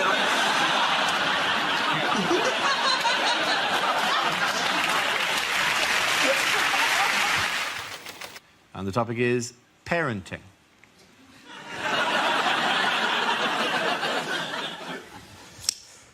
I'm a parent. You know, we had our first child, and our first child is such a lovely kid. You know, he always says please and thank you. He's such a wonderful, wonderful little boy. I said to my wife, do you know what? I think we might have mastered parenting. I think it's just about setting clear boundaries and being consistent. The second one, feral. Right. Like, I love him, but what a prick this kid is. Like, I love him, but what an unacceptable human being. Like, I love him, but I don't like him. You know, that's... Like, I'm going to have to say to him one day, you're a mistake. And not like in the way that the contraception went wrong, like the decision to have you was a mistake. Sometimes I want him to get hurt. There you go, I said it. Now, listen. I don't mean really hurt. I just mean a little bit. You know, because he doesn't listen, this kid. When I say to him, don't do that, dude, because if you do that, you're going to get hurt. And then he does it, and he doesn't get hurt. That pisses me off, right? Because that is life telling him that I'm full of shit. This kid's running with scissors with no consequences. Do you know what I mean? I do think it is a weird strategy, because what you're saying is we're going to make it OK for you to park by a broken meter. So, you know, a solution seems to be fix the meters. Do you know what I mean? Rather than make it OK to park next to broken ones. It's like saying, well, you know, all the trains are late and we know they never arrive, you know, when they're supposed to. So what we decided to do to tackle the problem, we've decided to abandon the concept of time. So nobody's ever going to be late for anything. We plan to replace the glass ceiling for women with something much easier to clean. Nick Clegg finally thinks he's stepping up to the plate, like Cameron's on the phone. Listen, my phone reception is a nightmare. We've got an important situation. Nick, I need you to step up. I need you to do the right thing. Can you get in touch with Vodafone and get this sorted out? Russell Crowe stars as Bob Marley. The accent's so offensive you won't even care that he blacked up.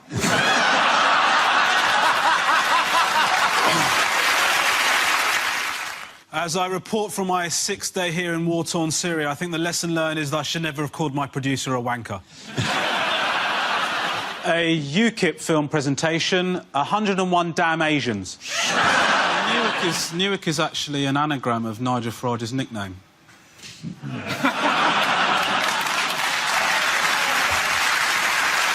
What? I love the way that they clapped at different times, just depending on how quickly they got it. There is an element of chase going on there. Come on. Well, I'm really sad to be leaving you as your maths teacher. I've got no idea why I've been made redundant, because I've always felt that I've given 110%.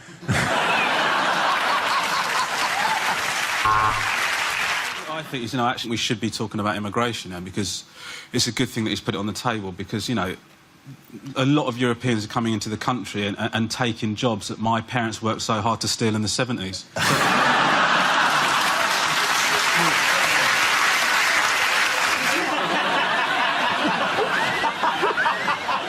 It's actually a very exciting game they play, where they just sit there for hours and see which one tries to rehydrate themselves first.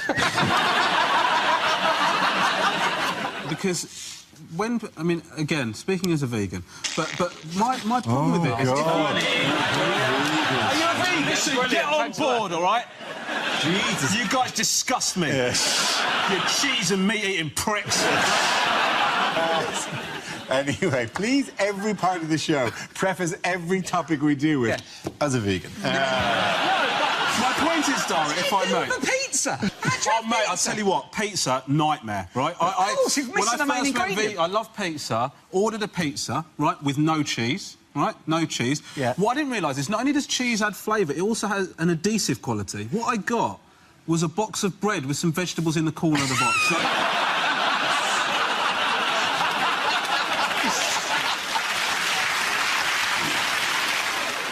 The public have spoken, and they said that I'm a knob. We're not interested, we're not engaged. I think they should combine the election of the leader of the European Commission with the Eurovision Song Contest.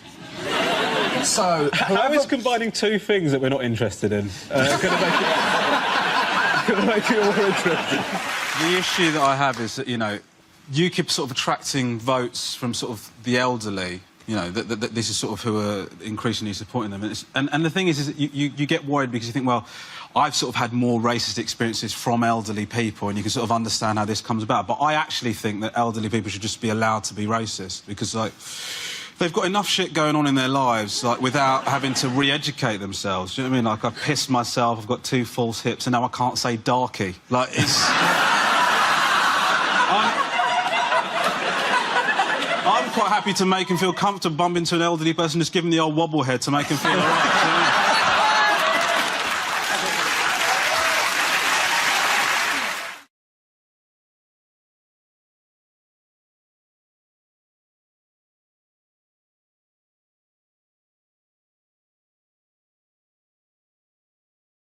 Things you wouldn't hear on a TV cookery show. Hi, I'm Nigella Lawson, and before I bake any cake, I like to chop my flour into lines. You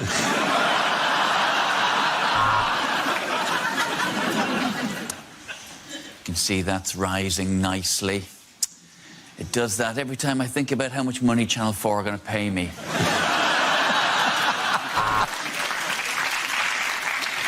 Hello and welcome to Can't Cook, Won't Cook.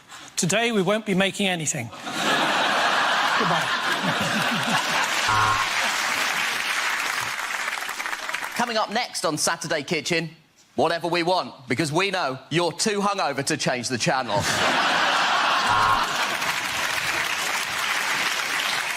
This is a hot pot. This is a fucking hot pot!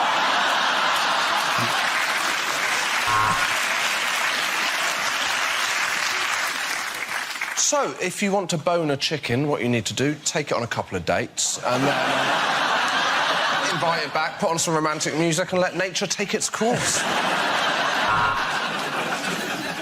There is a bit of a problem on this week's food and drink. I've finished all of it.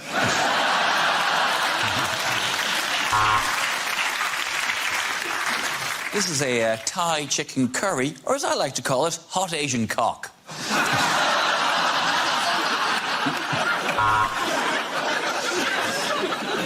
OK, Sam, let's see what you've brought in your bag of ingredients. It is a pint of wine and a large Malteser. Right, welcome to Southern Cooking for Northerners. First up, quinoa. What is it and why it can fuck off?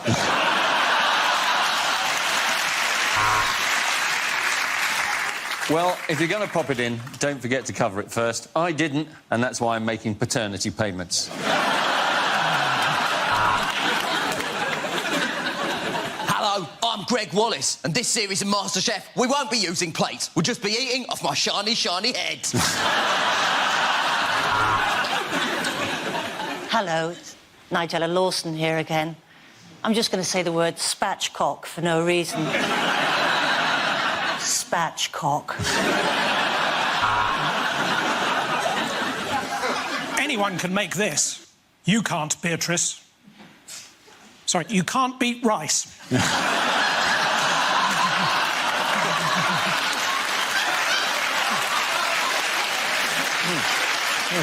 just all go home. Yeah, let's just go home. Welcome to Great Indian Bake Off. I'm Paul Bollywood.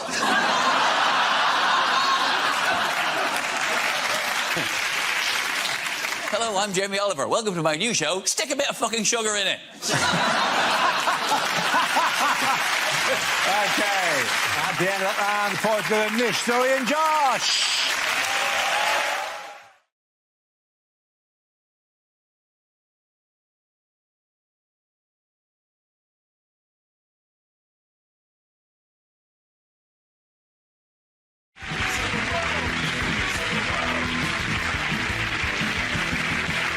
We start with a round called If This Is the Answer, What Is the Question? On the board are 6 categories. Fred, which category would you like? World news, please, Dana. OK, your category is world news. Your answer is 1/5. What's the question? How much of a Boris Johnson speech is not, well, I say, boss? Unlikely things for a sports commentator to say. So, Boris Johnson, are you enjoying the Olympics? Oh, I'm terribly sorry. Claire Balding, are you enjoying the Olympics? Politics. Who wants to come in on that? Andy. All right, so it's been a pretty amazing time for black people in politics. There's a lot of black women who are becoming movers and shakers in politics. We've got Una King going up for Labour candidacy for the mayoral election. We've got Diane Abbott. She's got her 33 nominations. She's going up for Labour leadership. Doesn't stand a chance. But good luck to you. And, of course, we've got Floella Benjamin is in the House of Lords. Now, I know what you're thinking. How the hell did she get in there? Like, through the round window? It's true. Now, I think we've shown that obviously we're up for change. We've shown we've got a sense of humour as well. That is the only way that Boris Johnson could have possibly got himself elected. But I had a lovely lovely story about Boris Johnson, about him and his dad. Apparently, they look very similar. And his dad also likes riding a bike. And his dad was out one day riding his bike, and some random geezer just shouted at him, "Oi, Johnson, you wanker!" And he went, "I think you mean my son." Which I thought was lovely.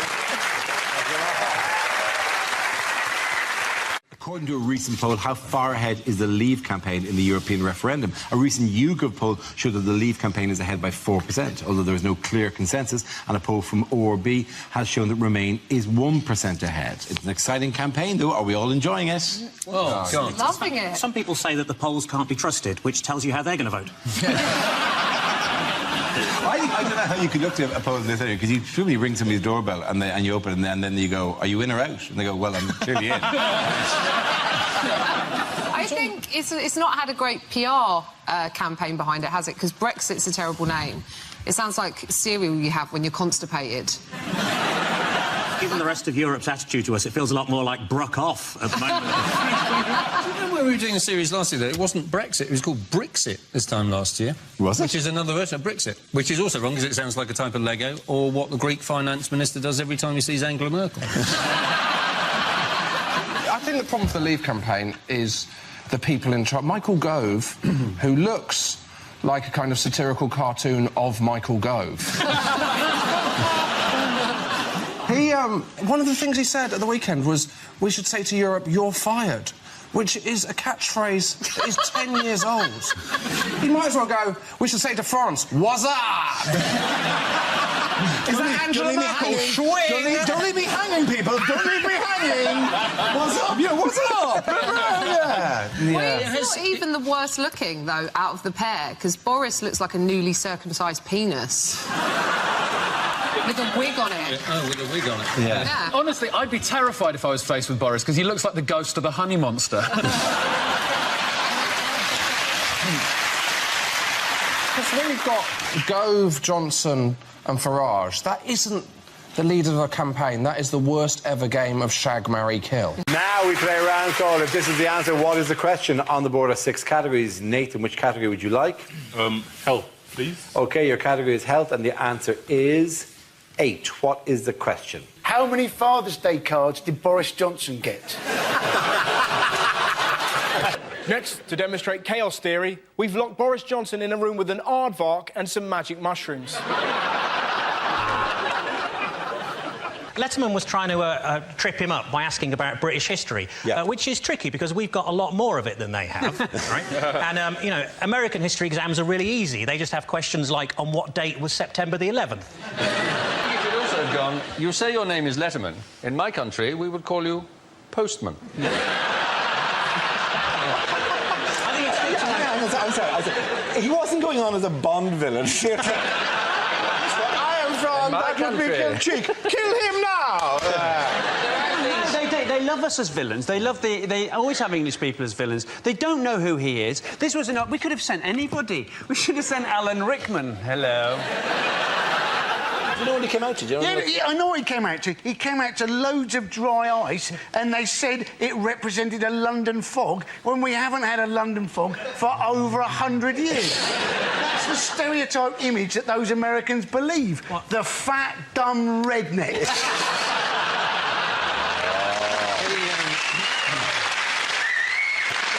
The closest we've currently got to a London fog is Boris Johnson at the moment.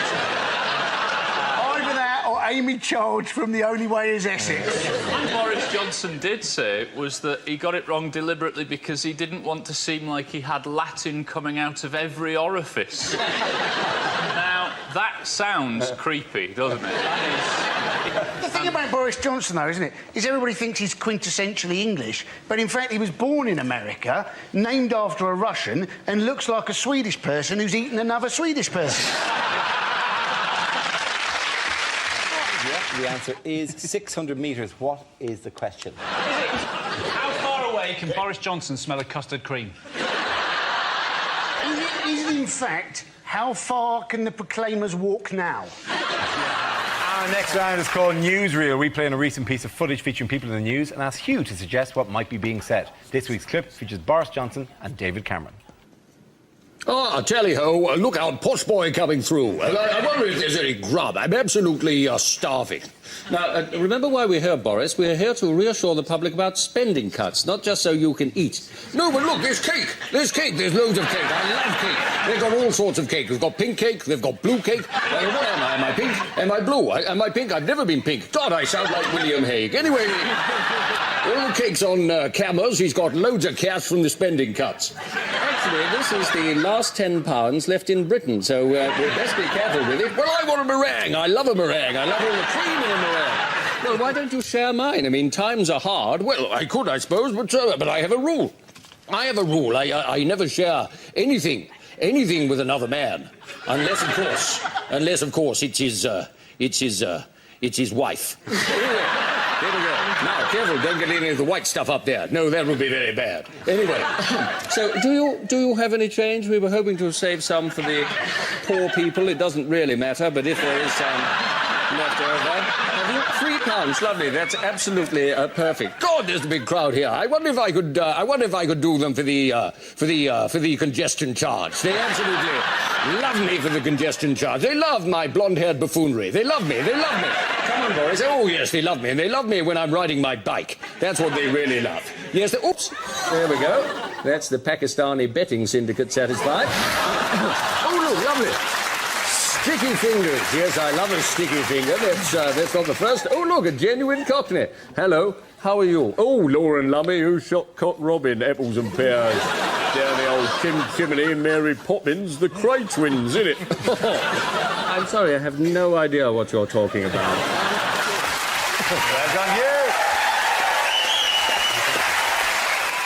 Frankie delivers a speech in the guise of a leading figure on the world stage, while Hugh translates what they really mean. Frankie, this week, you are leader of the opposition, David Cameron, addressing the nation. Let me assure you, I understand the pain of the people of Tewkesbury. We're both up to our necks in shit. This summer, I have put the Tory party back where they belong. Third in 2 by-elections. But what does PHFE stand for? Is it an extract from Boris Johnson's commentary? Peasants, half-wits, fools, extra fights! I'm going to move towards the correct answer. Pregnant hooker frightens England.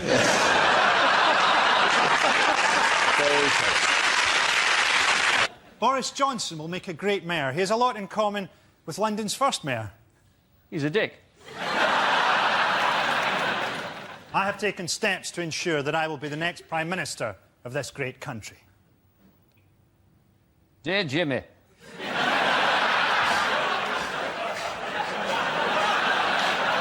Could you fix it for me? Let's have a hearing, Frankie! Likely things to hear at a party conference.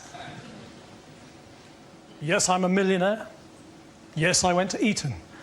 But I really feel I can relate to the rest of you scum.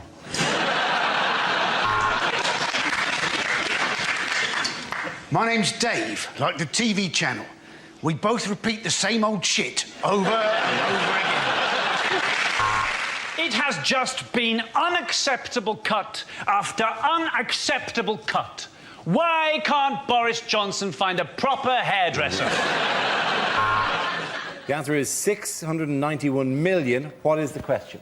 My first thought was, how many people worldwide will watch Boris Johnson pick up the Olympic torch and think, ooh, David Bowie's let himself go?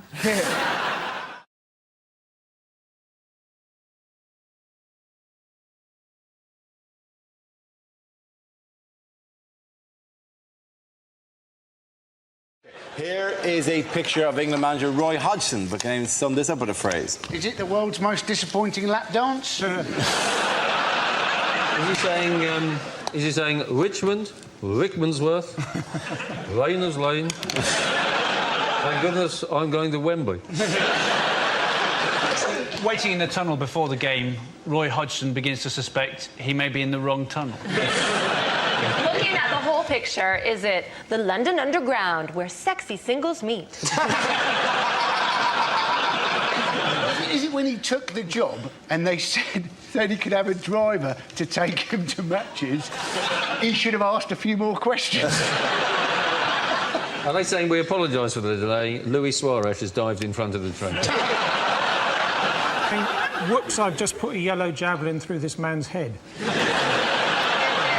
What was the story with him? Well, he was on the tube, and he was on his way to the Emirates, and someone asked him a question, and he broke the unwritten code of talking to people on the tube. You never ever do. You're not allowed to do that. If you're a Londoner, you simply do not talk to people on the tube unless you've got a dog.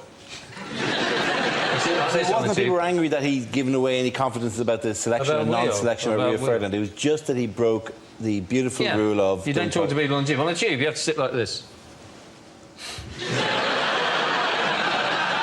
Oh, now I recognise you. Can I borrow your Metro? Thanks. Surely it was just a misunderstanding. Somebody said to Roy Hodgson... So he hasn't arrived at his destination yet. We're sort of hoping he arrives soon. Might stop.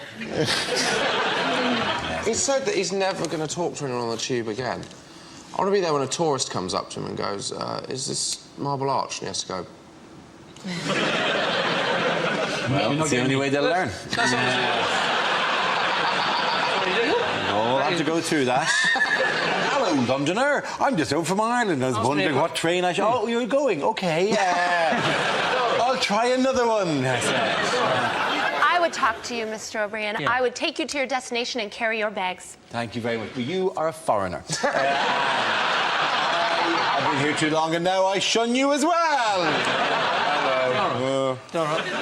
I'll pretend I'm on a tube. Ask me a question. Hello, sir. I was wondering if you knew this is the perfect place to change for the Jubilee line.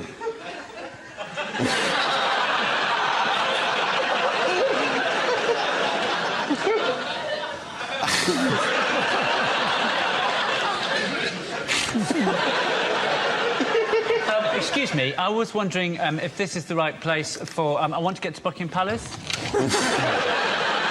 It's shameful. This man is a pioneer, the first man ever to speak on the tube. And your people, instead of lifting him up, you punish him by making him coach your football team. Okay, at the end of that round, the points go to Josh, Catherine and Andy.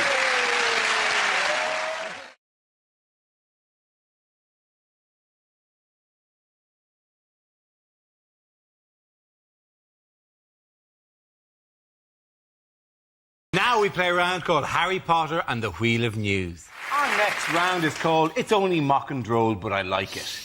Now we play a round called Britain's Got Jokes. Now we play a round called 24-Hour Binge Joking Epidemic. Now we play a round called Danger, Danger, Subatomic Joke Collider. Now we play a round called Illegally Drilling the Alaskan Joke Reserve. Now we play a round called Don't Stop Till You Get a Laugh. Now we play a round called Four Horsemen of the Amocalypse. Now we play a round called Mock the 9 o'clock news. Now we play a round called Lady Gag Gag. Now we play a round called Thief of Gagdad. Now we play a round called President Bagago Haha. Now we play a round called Mock Up Your Daughters. Now we play a round called Life is Like a Box of Mockolates. Now we play a round called You've Got to Be Corbinit to Win It. Now we play a round called GWA, Gaggers with Attitude. Now we play a round called Everything I Do It for EU. Now we play a round called Nice to EU Nice. Now we play a round called Mock Out with Your Cock Out. This game... Now we play a round called George Osborne's Big Red Budget Mocks. Now we play a round called Mock Me Up Before You Go Go. Now we play a round called If Only 3 people do this round, we can all mock off early. The next round is called The Apprentice. You're fired. Wednesday nights, 10 o'clock, BBC 2. Now we play a round called Tinker Tailor Soldier Stand-Up. Now we play a round called Chortle Combat. Now we play a round called Thinking Outside the Mocks. Now we play a round called Angela Smerkel's Comedy Bailout. Now we play a round called 50 Shades of Mock. We play a round called Oscar Pistophius. Now we play a round called Darolympics. This game. Now we play a round called Titty Titty Ban Ban. Now we play a round called Look, It's PC Pleb. Now we play a round called Wakey Wakey Roy Muckleroy. This game. Now we play a round called Live and Let Mock. Now we play a round called You've Got to Be Corbinit to Win It. Now we play a round called I'm So Brexcited and I Just Can't Hide It.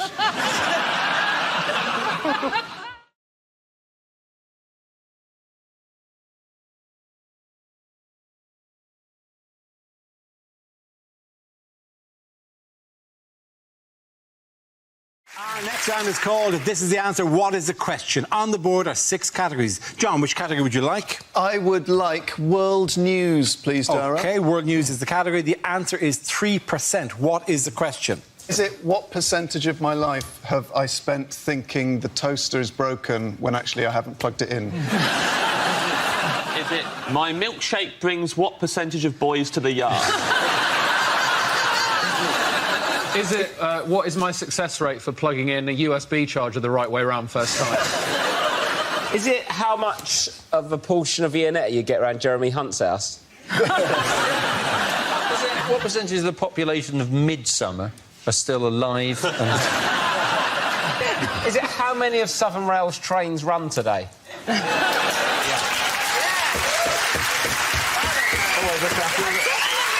Oh, yeah. You're ha-ha-ha and clapping now, you're never getting home. Is it, what are the chances?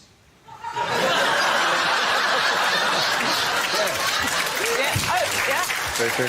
It could be like, what are the chances of John proposing live on air on once a week? Oh my God, let's come up. Why not? It's spider hands.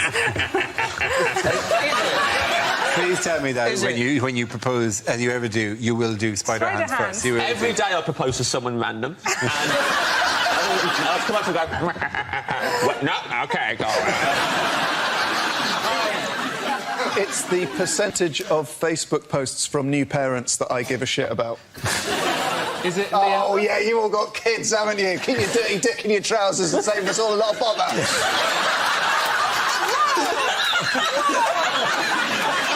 This is so much like an anxiety dream for me. Will you marry me?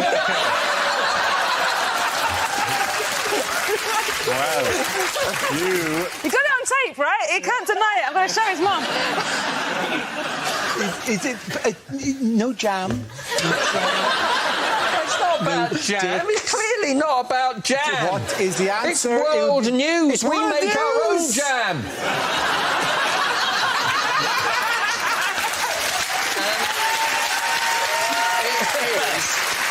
It is, I suspect, how far ahead is Hillary Clinton in the polls? That's absolutely the correct answer. Thank you very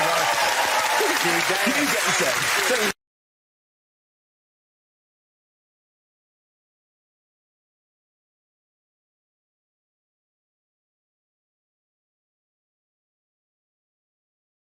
The next topic is teaching. Who wants to come in on that? Greg. I was a teacher for many, many years, ladies and gentlemen, and I knew the day I had to leave teaching, it was simple because a very clear sign was given to me that I should leave the profession by a child, because a child walked into my lesson 20 minutes late. I was a very strict teacher. I was livid, yeah? I was almost as mad as if that child had been running in the school corridor, right? I thought, I am having this little bastard. I am having this. So I gave him my most ruthless teacher stare when he walked in, something like... Maybe not that sexually aggressive. It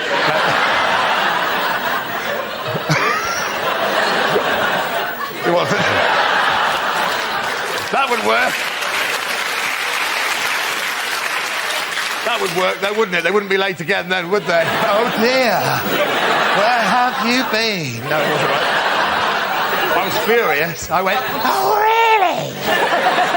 Oh, really? And I could see that child didn't give a shit, right? And I thought, oh, no, this is the end of my teaching career. And I went, where have you been? And he went, yeah, sorry, sir. I went, really? Are you? well, where the hell have you been for 20 minutes? And I promise you, that child looked me in the face and went, yeah, sorry, sir, I've been living la vida loca. What can you say to that? I said, fair enough, sit down. Anyone who quotes Ricky Martin at me, ladies and gentlemen, is a friend for life. Well done, Greg. The answer is cheese, wine and rubbish. What is the question? What 3 words best describe France? What are my ex-girlfriend's pet names for my testicles and penis? With gas bills rising, what advice has one executive at Centrica, the owners of British Gas? Oh, I love this guy. Put on 2 jumpers. Could he be more evil? I think the thing for me is that I don't think there's any way of gauging how hot pensioners should be, because there is no limit to how hot pensioners seem to want to be. Speaking to my granny, I'm pretty sure I could pour a boiling pan of jam in her face. I have walked into there and almost turned into a pillar of salt sometimes. And to be honest with you, if the heat doesn't get you in that woman's flat, then the speakers on the telly will make you mentally ill. Lines you wouldn't hear in a superhero movie. No, R. Kelly, you can't join the Fantastic Four. It's not enough to believe you can fly. Unlikely letters for an agony aunt to receive. Dear Deirdre, can that giant man lift me up like a baby?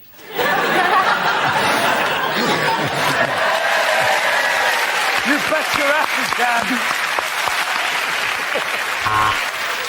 Dear Auntie, my testicles are the size of space hoppers. I don't need any advice, I just wanted to tell someone.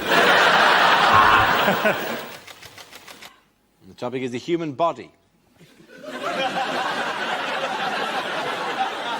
I have to tell you that being a tall man in this country is tedious, ladies and gentlemen. Tedious, because in small towns throughout the country, there are a series of jokes prepared by the locals on our behalf. I'll be walking innocently into a local pub or down the street, and I'll get several jokes. One of the jokes might be this.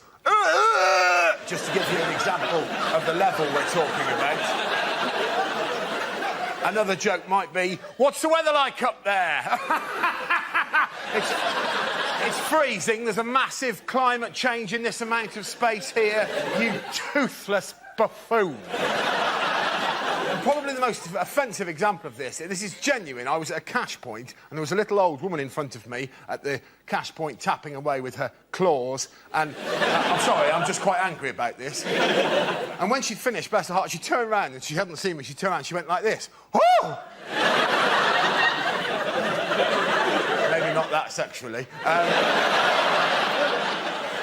She said, oh! And then with no hint of irony at all, she asked me this question.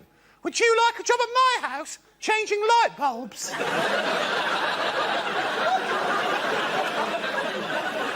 No.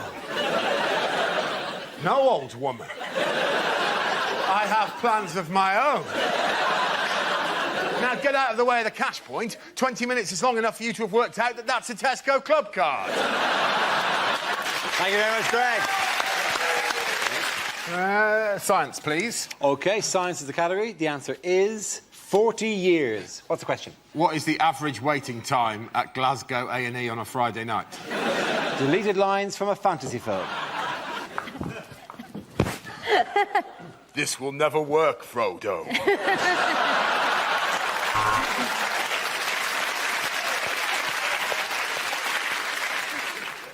You all right, John? How's it going, all right? Yeah. How's the kids? All right? See you later.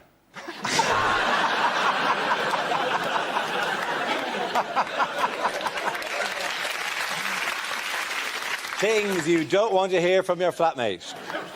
I'd give it 10 minutes in the toilet if I were you. That one could talk. Only if you found out that his charming Spanish wife sold salad would his popularity have been any lower. I think if two Labour MPs find themselves against each other, they should combine, like the Transformers, to make one super MP and destroy all of the Liberals forever. There's something in that plan. I mean, he's slightly more working out than that. It's the 1 year anniversary of the coalition. Yes. At this point, I bet David forgot. I bet Nick was ringing out going, so where are you taking me? We know where he's taking you. And how roughly. I agree. Cameron is constantly going on about the strength of the union and how strong they are. I think they should be made to kiss in public. That's what we used to do at primary school. If people said they liked each other, we made them kiss. By the way, was this during your career as a pupil or during your later career as a teacher? It was a prison. It was a prison school, I was at. OK. Subject is family. Who wants to come in on that? Greg. All of my family are obsessed by the ageing process. Every single generation of us are obsessed by it at the moment. I'll just share this with you before I talk about other family members, just so I can get it off my chest. I was visiting my parents last week, and an old family friend came up to us in the street and said to my mum, "Hello, Pauline, how are you?" She said, "I'm all right, thanks, Kath, how are you?" And then she looked up at me and she said, "Hello, Bob, how are you?" Bob is my dad. He is 75 years of age.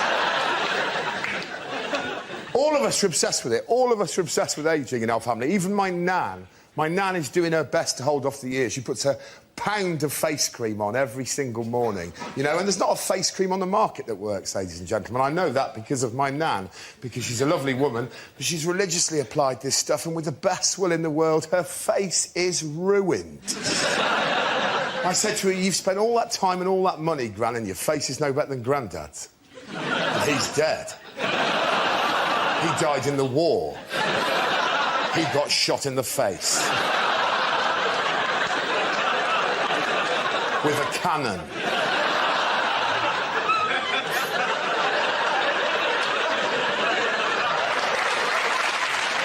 Is it how many doors do a Jehovah's Witness have to knock on before someone lets them in? Is it what rhymes with Schmive-100 smillion? OK, if that's what we're doing, then can I have the correct answer, please?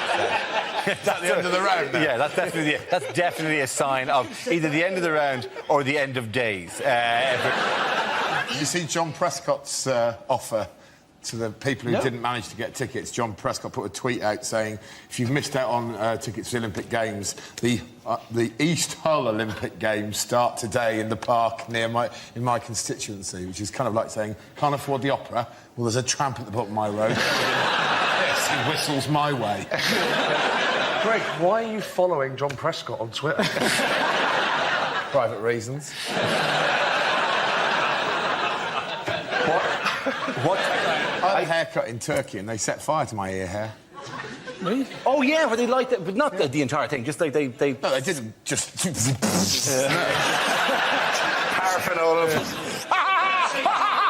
Welcome! Thank you for coming to Crazy Omar's Barbershop. Things you wouldn't hear at a school assembly. I'm sorry to keep you waiting, boys and girls. I've just had a shit the size of a baby seal. A wise man once said, boys and girls, that if you try your hardest, you can fulfil your dreams. Generally, that's true. Not for you, though, Tom. You can't read. So... The next topic is unlikely things to hear on a TV talent show. You're right. I can't sing. Thanks. Oh. Where's my double act partner? Oh, he's in here. Feeling nothing more than feeling, trying to fall. The first subject is fatherhood. Who wants to come in on that? Greg.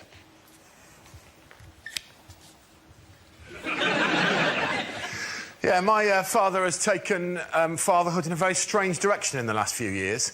And it started about 3 years ago at Christmas when he announced to me, and this is a quote, and all of what I'm about to tell you is entirely real. This happened. He said to me, "Son, I am 72. I said, "I'm aware of that." He said, "Yes. I've decided from now on I shall start behaving exactly as I see fit." And I said, "Well, I would welcome that." He said, "I'm glad you agree, because when you come home for Christmas, you'll discover this year that I am wearing a Christmas outfit." I went, all right then. I got home and true to his word, he was wearing a Christmas outfit. I swear to you, it was one giant pair of white underpants that stretched from his knees to just below his nipples and a novelty Santa hat with a flashing bulb on the end. And he came downstairs, and this is a quote, "Do you like?" I said, I find it a bit challenging. He said, I don't give a shit what you think. And he went off to eat some cheese. This is where it gets weird. I went out that night with some of the people in my hometown. Midnight, anticipating me coming home, my mother tells me he did this. He went upstairs in his panter outfit. He went to my mother's sheet drawer, for she has one. He took out a double white sheet, he placed that over his head, he went out into their garden and he hid in a bush. With a view to giving me, his then 40-year-old son, a bit of a scare. Presumably, my mother is so sick of his shit, she decided not to tell him something that she full well knew, that on that occasion, I'd stayed over at a friend's house.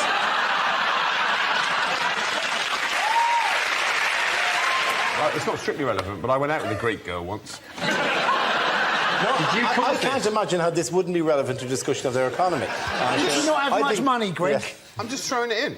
Unlikely things to hear in a police station. Right, listen up, we've got a new man starting. He's half man, half horse. It's Inspector Morse. Right, listen up, there's a giant fly attacking the station. I've called the SWAT team. Unlikely things to hear in a science documentary. And as the sperm swim towards the eggs, it's hard not to think that I've ruined this fried breakfast. I was in the bank the other day, this is absolute truth, and a man had a shit on the floor. It was the most shocking thing I've ever seen in my life. He just took it out That is one hell of a deposit that he has made. That.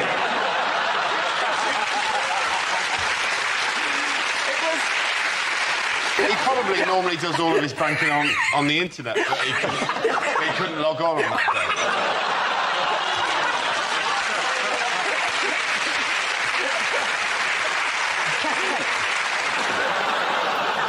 day. Is it what Peter Andre says when he's asked what his daily routine is? Our trains, our toilets, and our celebrities. Is it high pitched but not Australian anymore? Our trains, our toilets, our celebrities. I went to a voice coach to get rid of my Australian accent, and I can't help thinking she's done something wrong. I've been over in this country for a while, so I sometimes slip into both fucking accents.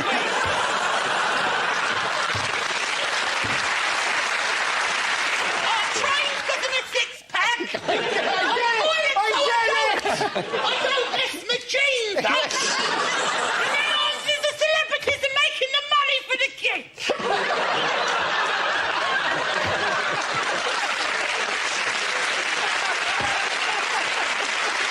On the Peter Andre thing.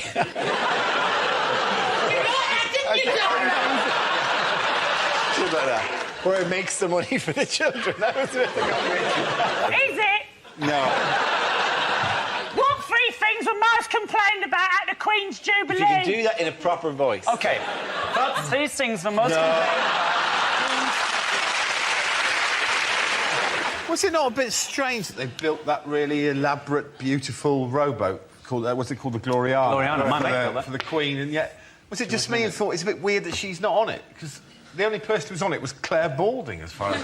Essentially, there's thousands of foreign tourists who think that Claire Balding is the Queen. I saw the British Queen the other day. Looks like she can handle herself in a pub fight.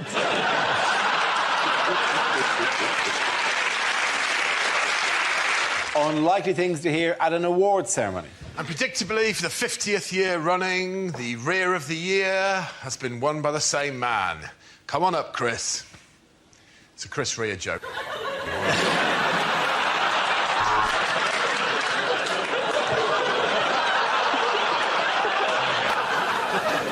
And the award for best film, Kling film. Oh, that was all right, though, was it? It's bullshit, Dara. It's all politics, man. And the best posthumously released rap record goes to Kim Yong for I Told You I Was Ill.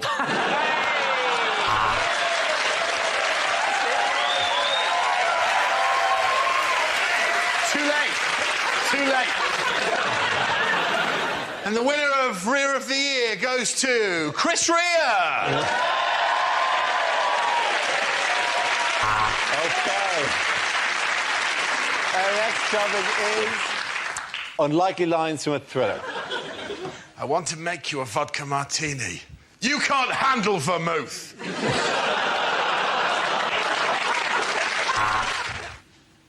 I would like to gently lift your horse's foot. You can't handle the hoof.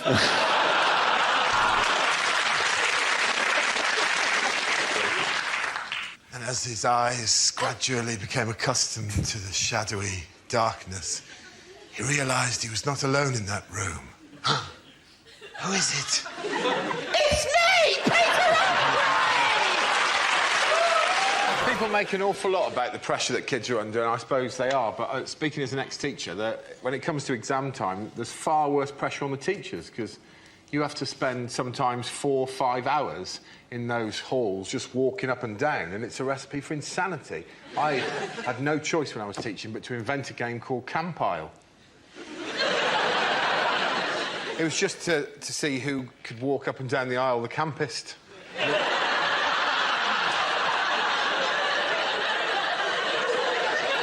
We started off just sort of slightly mincing. Honestly, by the end of it, I was walking down a full aisle of children like this. And I knew it was time for me to leave teaching when I got to the end of one aisle, genuinely. During an actual GCSE, a kid looked up at me and went...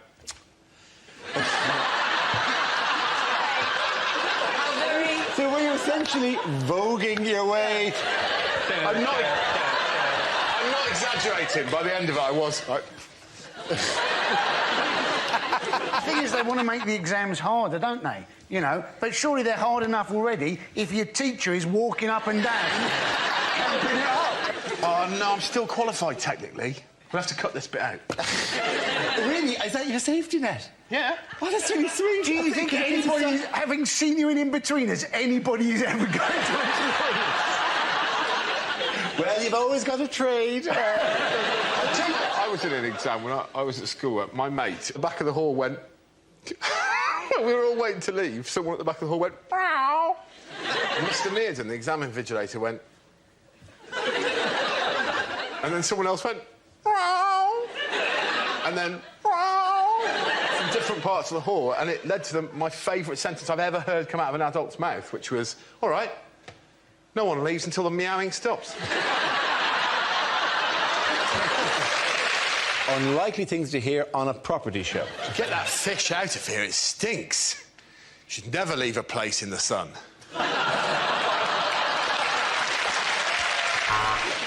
This week on Grand Designs, my gran designs a house. It'll be shit. She's got terrible arthritis and not even a rudimentary qualification. Knock it down, tarmac it, fuck 'em.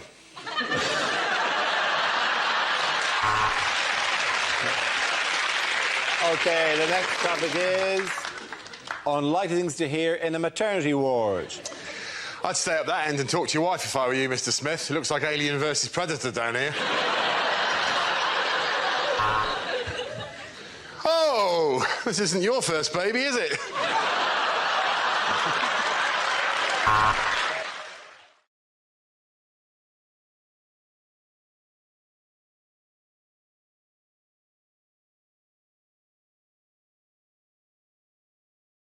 Next topic is unlikely things to hear in hospital. We need a drip. Somebody get me Michael Gove. Now, the good news is your blood results have come back clear. The bad news is blood shouldn't be clear. Oh, my God, yay! £350 million. Great news, thanks.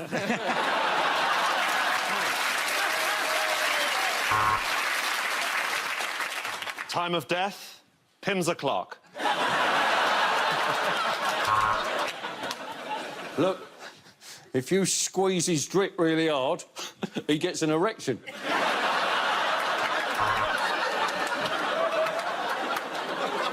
I'm a junior doctor and I get paid enough.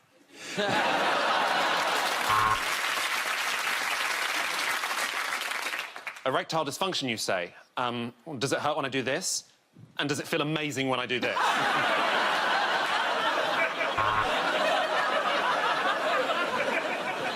Now, you have pneumonia. Would you like to keep that or gamble for the big prize?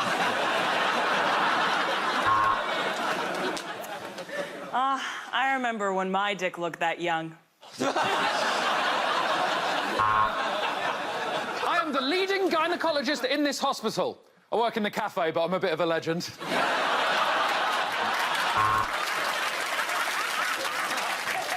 Would anybody like a hand?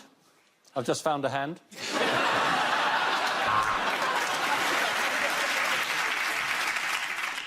You have cancer. Sorry, you're having a cancer. Your baby is due July 15th.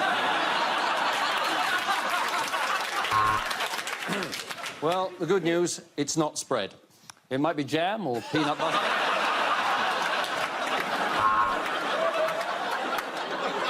I see you. I see you. No, can you tell me the way to the ICU? We've had a look at your X-ray, and what we've found might alarm you. There's a big skeleton living in your body. Yes, I think it's a curvature of the upper spine, but it's just a hunch.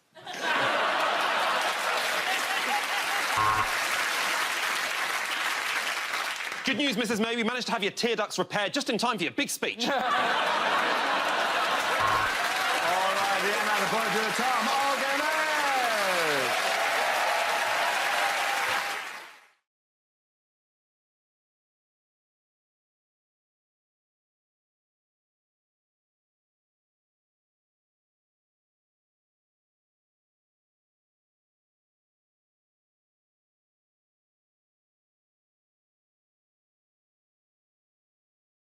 The next topic is things a sports commentator would never say. England have won the World Cup.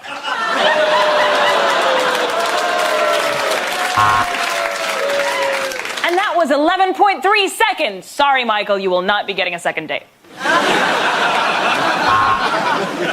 Ronaldo there being booked by the referee for taking his shirt off. He should know the rules by now. You are not allowed to take the referee's shirt off. Well, in this Grand National, as they come round to the chair for the second time, the music stops. Red rum is eliminated. And you join us now for the diving. Here we go. Oh, that wasn't very impressive. Oh, no, sorry. Oh, no, you join us here for the swimming. Right.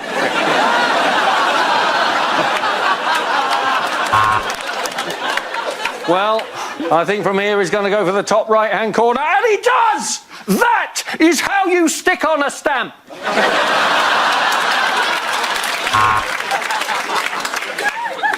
Judges there, all very impressed. A textbook reverse tuck. You're watching RuPaul's Drag Race. Is that Maria Sharapova or Mark the Week's Olga Koch? Yeah.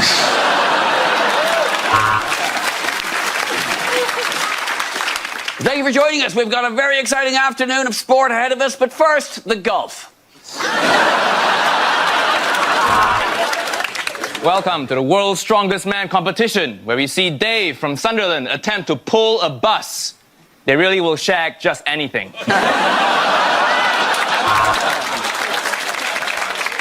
And now time for the gay horses. I mean, dressage. And he has rested the ball there perfectly on the cushion. This really is a lovely new saddle they've made for Lance Armstrong. Well, at the start of the day, I asked if he'd got the bottle. Now he has proved he has got the bottle. That is my bottle. Give me my bottle. Will it be gold? Will it be silver? Will it be bronze? Who knows what colour the Russians' urine test will be? Oh, and here they come, running onto the field, completely naked, wearing nothing but shoes. This is an absolute... Sorry? I'm being informed that horses always look like that. This is my first time doing the Grand National. At the end of that round, the points go to Olga, Hugh and Reese.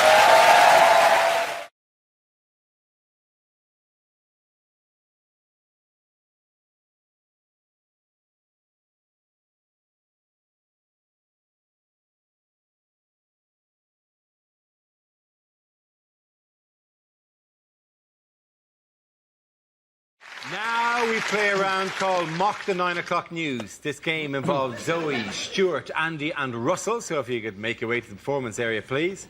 This is where we test our performance stand-up skills. We spin our news generator, it settles on a topic, and anyone can volunteer jokes about the chosen subject.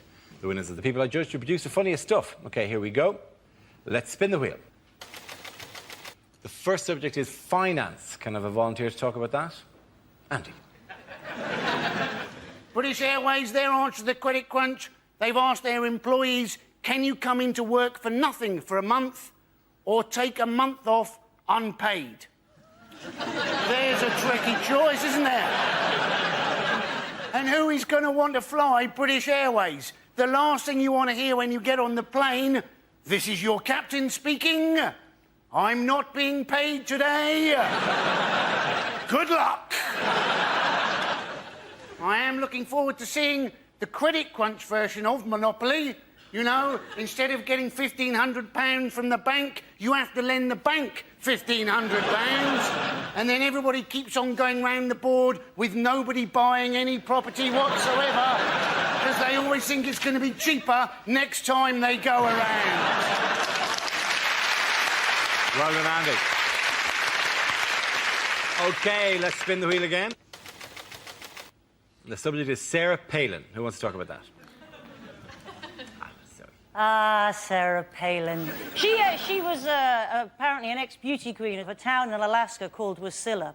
And the press were very keen on this. They kept saying, you know, the beauty queen Sarah Palin, the ex-beauty queen, the beauty queen Sarah Palin. Let me tell you something, people. Wasilla is a very, very small town.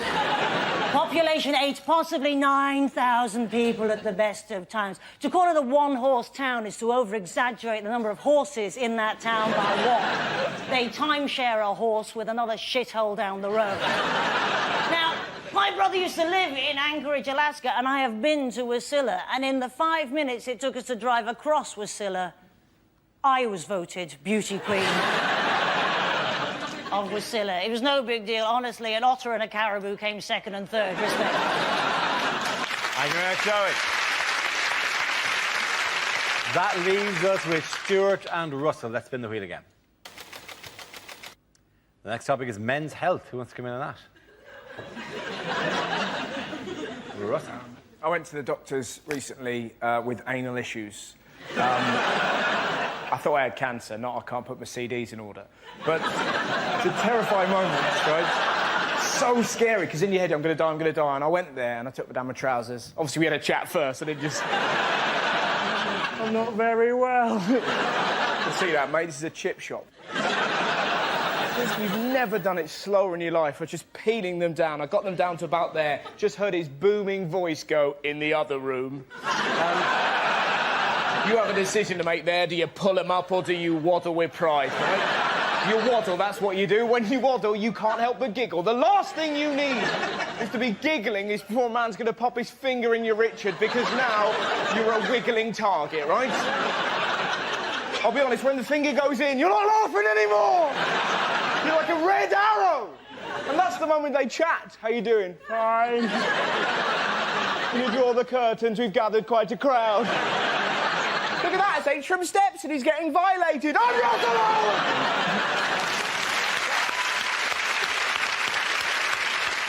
alone! OK, Stuart, let's see what you've been left with. Let's spin the wheel. And the topic is school. You are looking at a very proud Canadian who's very proud of the education system in Canada. No, I was horrible in school. I failed math so many times I can't even count. I preferred French over chemistry because the chemistry teacher and I just didn't have any, rapport. One teacher said I'd be a better student if I spent less time flirting. I immediately jumped off his lap. One teacher used to always say I wasn't very observant, but you know what? That was his or her opinion.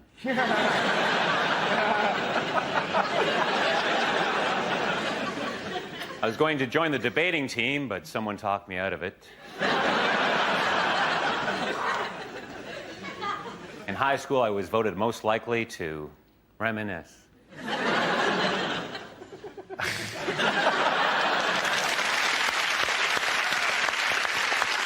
OK, at the end of that round, the points go to Zoe and Stuart.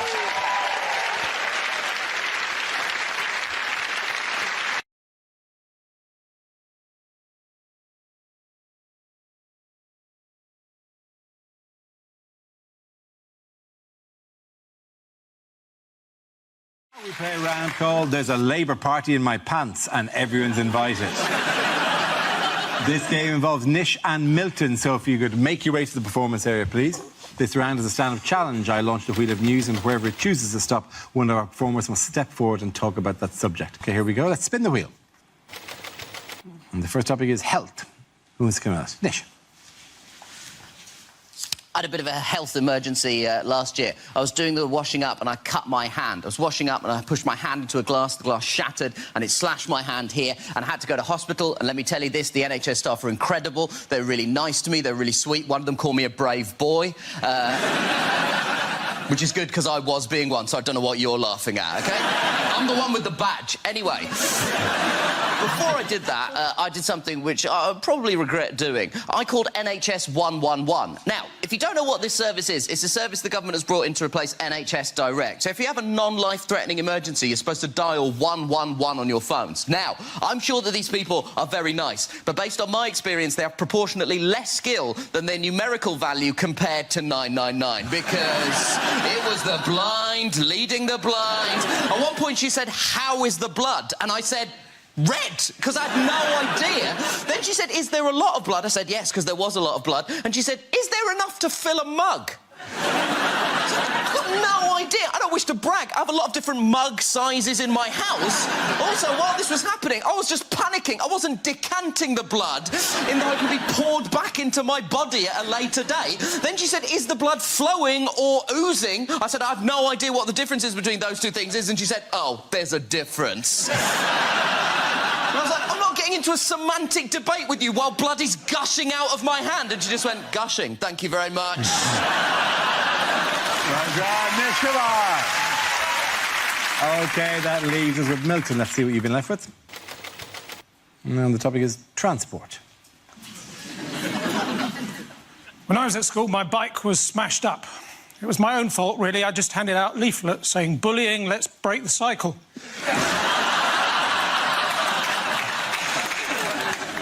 "We've been over this again and again and again," said my driving instructor, pointing to the Badger.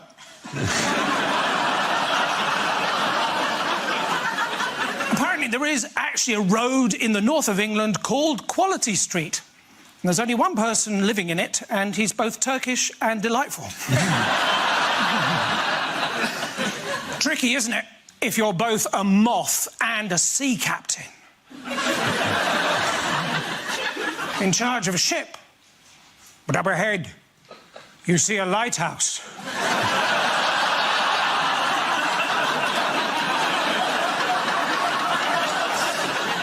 You know you shouldn't.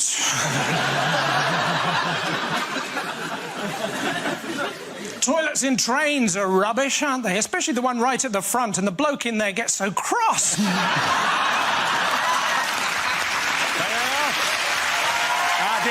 The boys go to Nish. Come on back.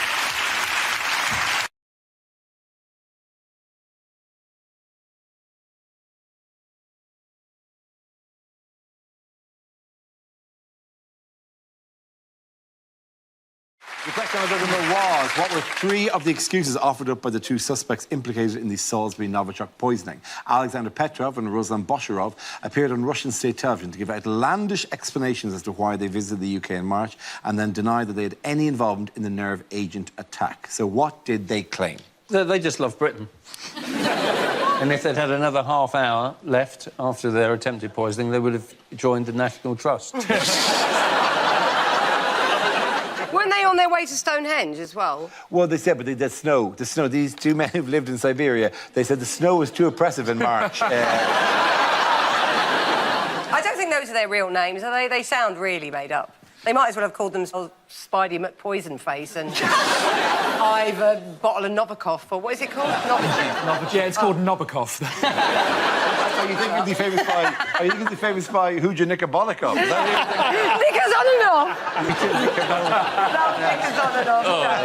It's taking me back. What was the dinosaur one as well? Oh, do you think he saw us? Yes, they claim they went to Wiltshire to see Stonehenge and Salisbury Cathedral's world-famous 123-metre spire because their friends kept going on at them about it. Yeah. Kept going, you must go to Wiltshire. Is there another meerkat? There's a meerkat. A tiny little friend would go to Wiltshire, but do not drive without insurance. The mistake they made, though, is that they obviously were just rubbish, weren't they? But they didn't realise that we have, like, a functioning border force, police force, security service and NHS. And if they'd just waited till after Brexit,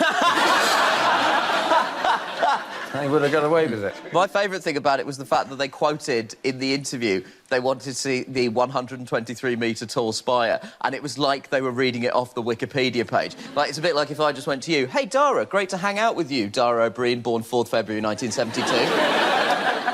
You really looked that up for this, didn't you? I did a lot of Wikipediaing. Ed was the finalist in the 2007 Chorlton Student Comedy Awards, and Kerry also appeared in a 2011 Bird's Eye Polar Bear advert for their new Frozen King prawns. Crazy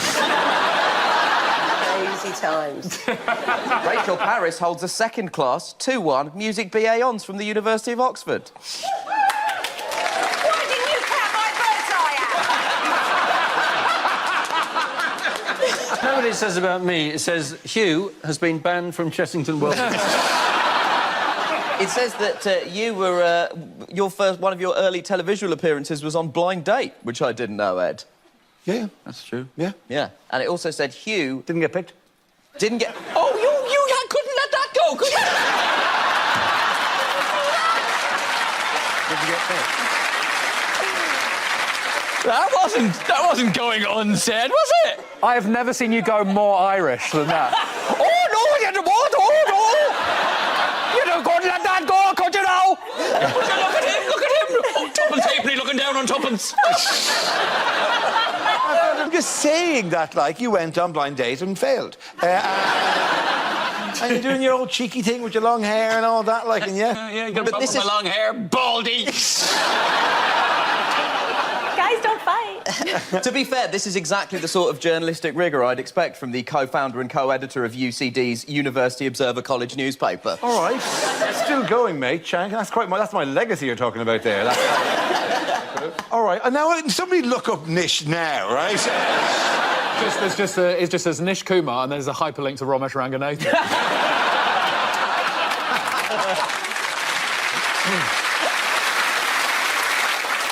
The spies, sorry, not spies, the Russian...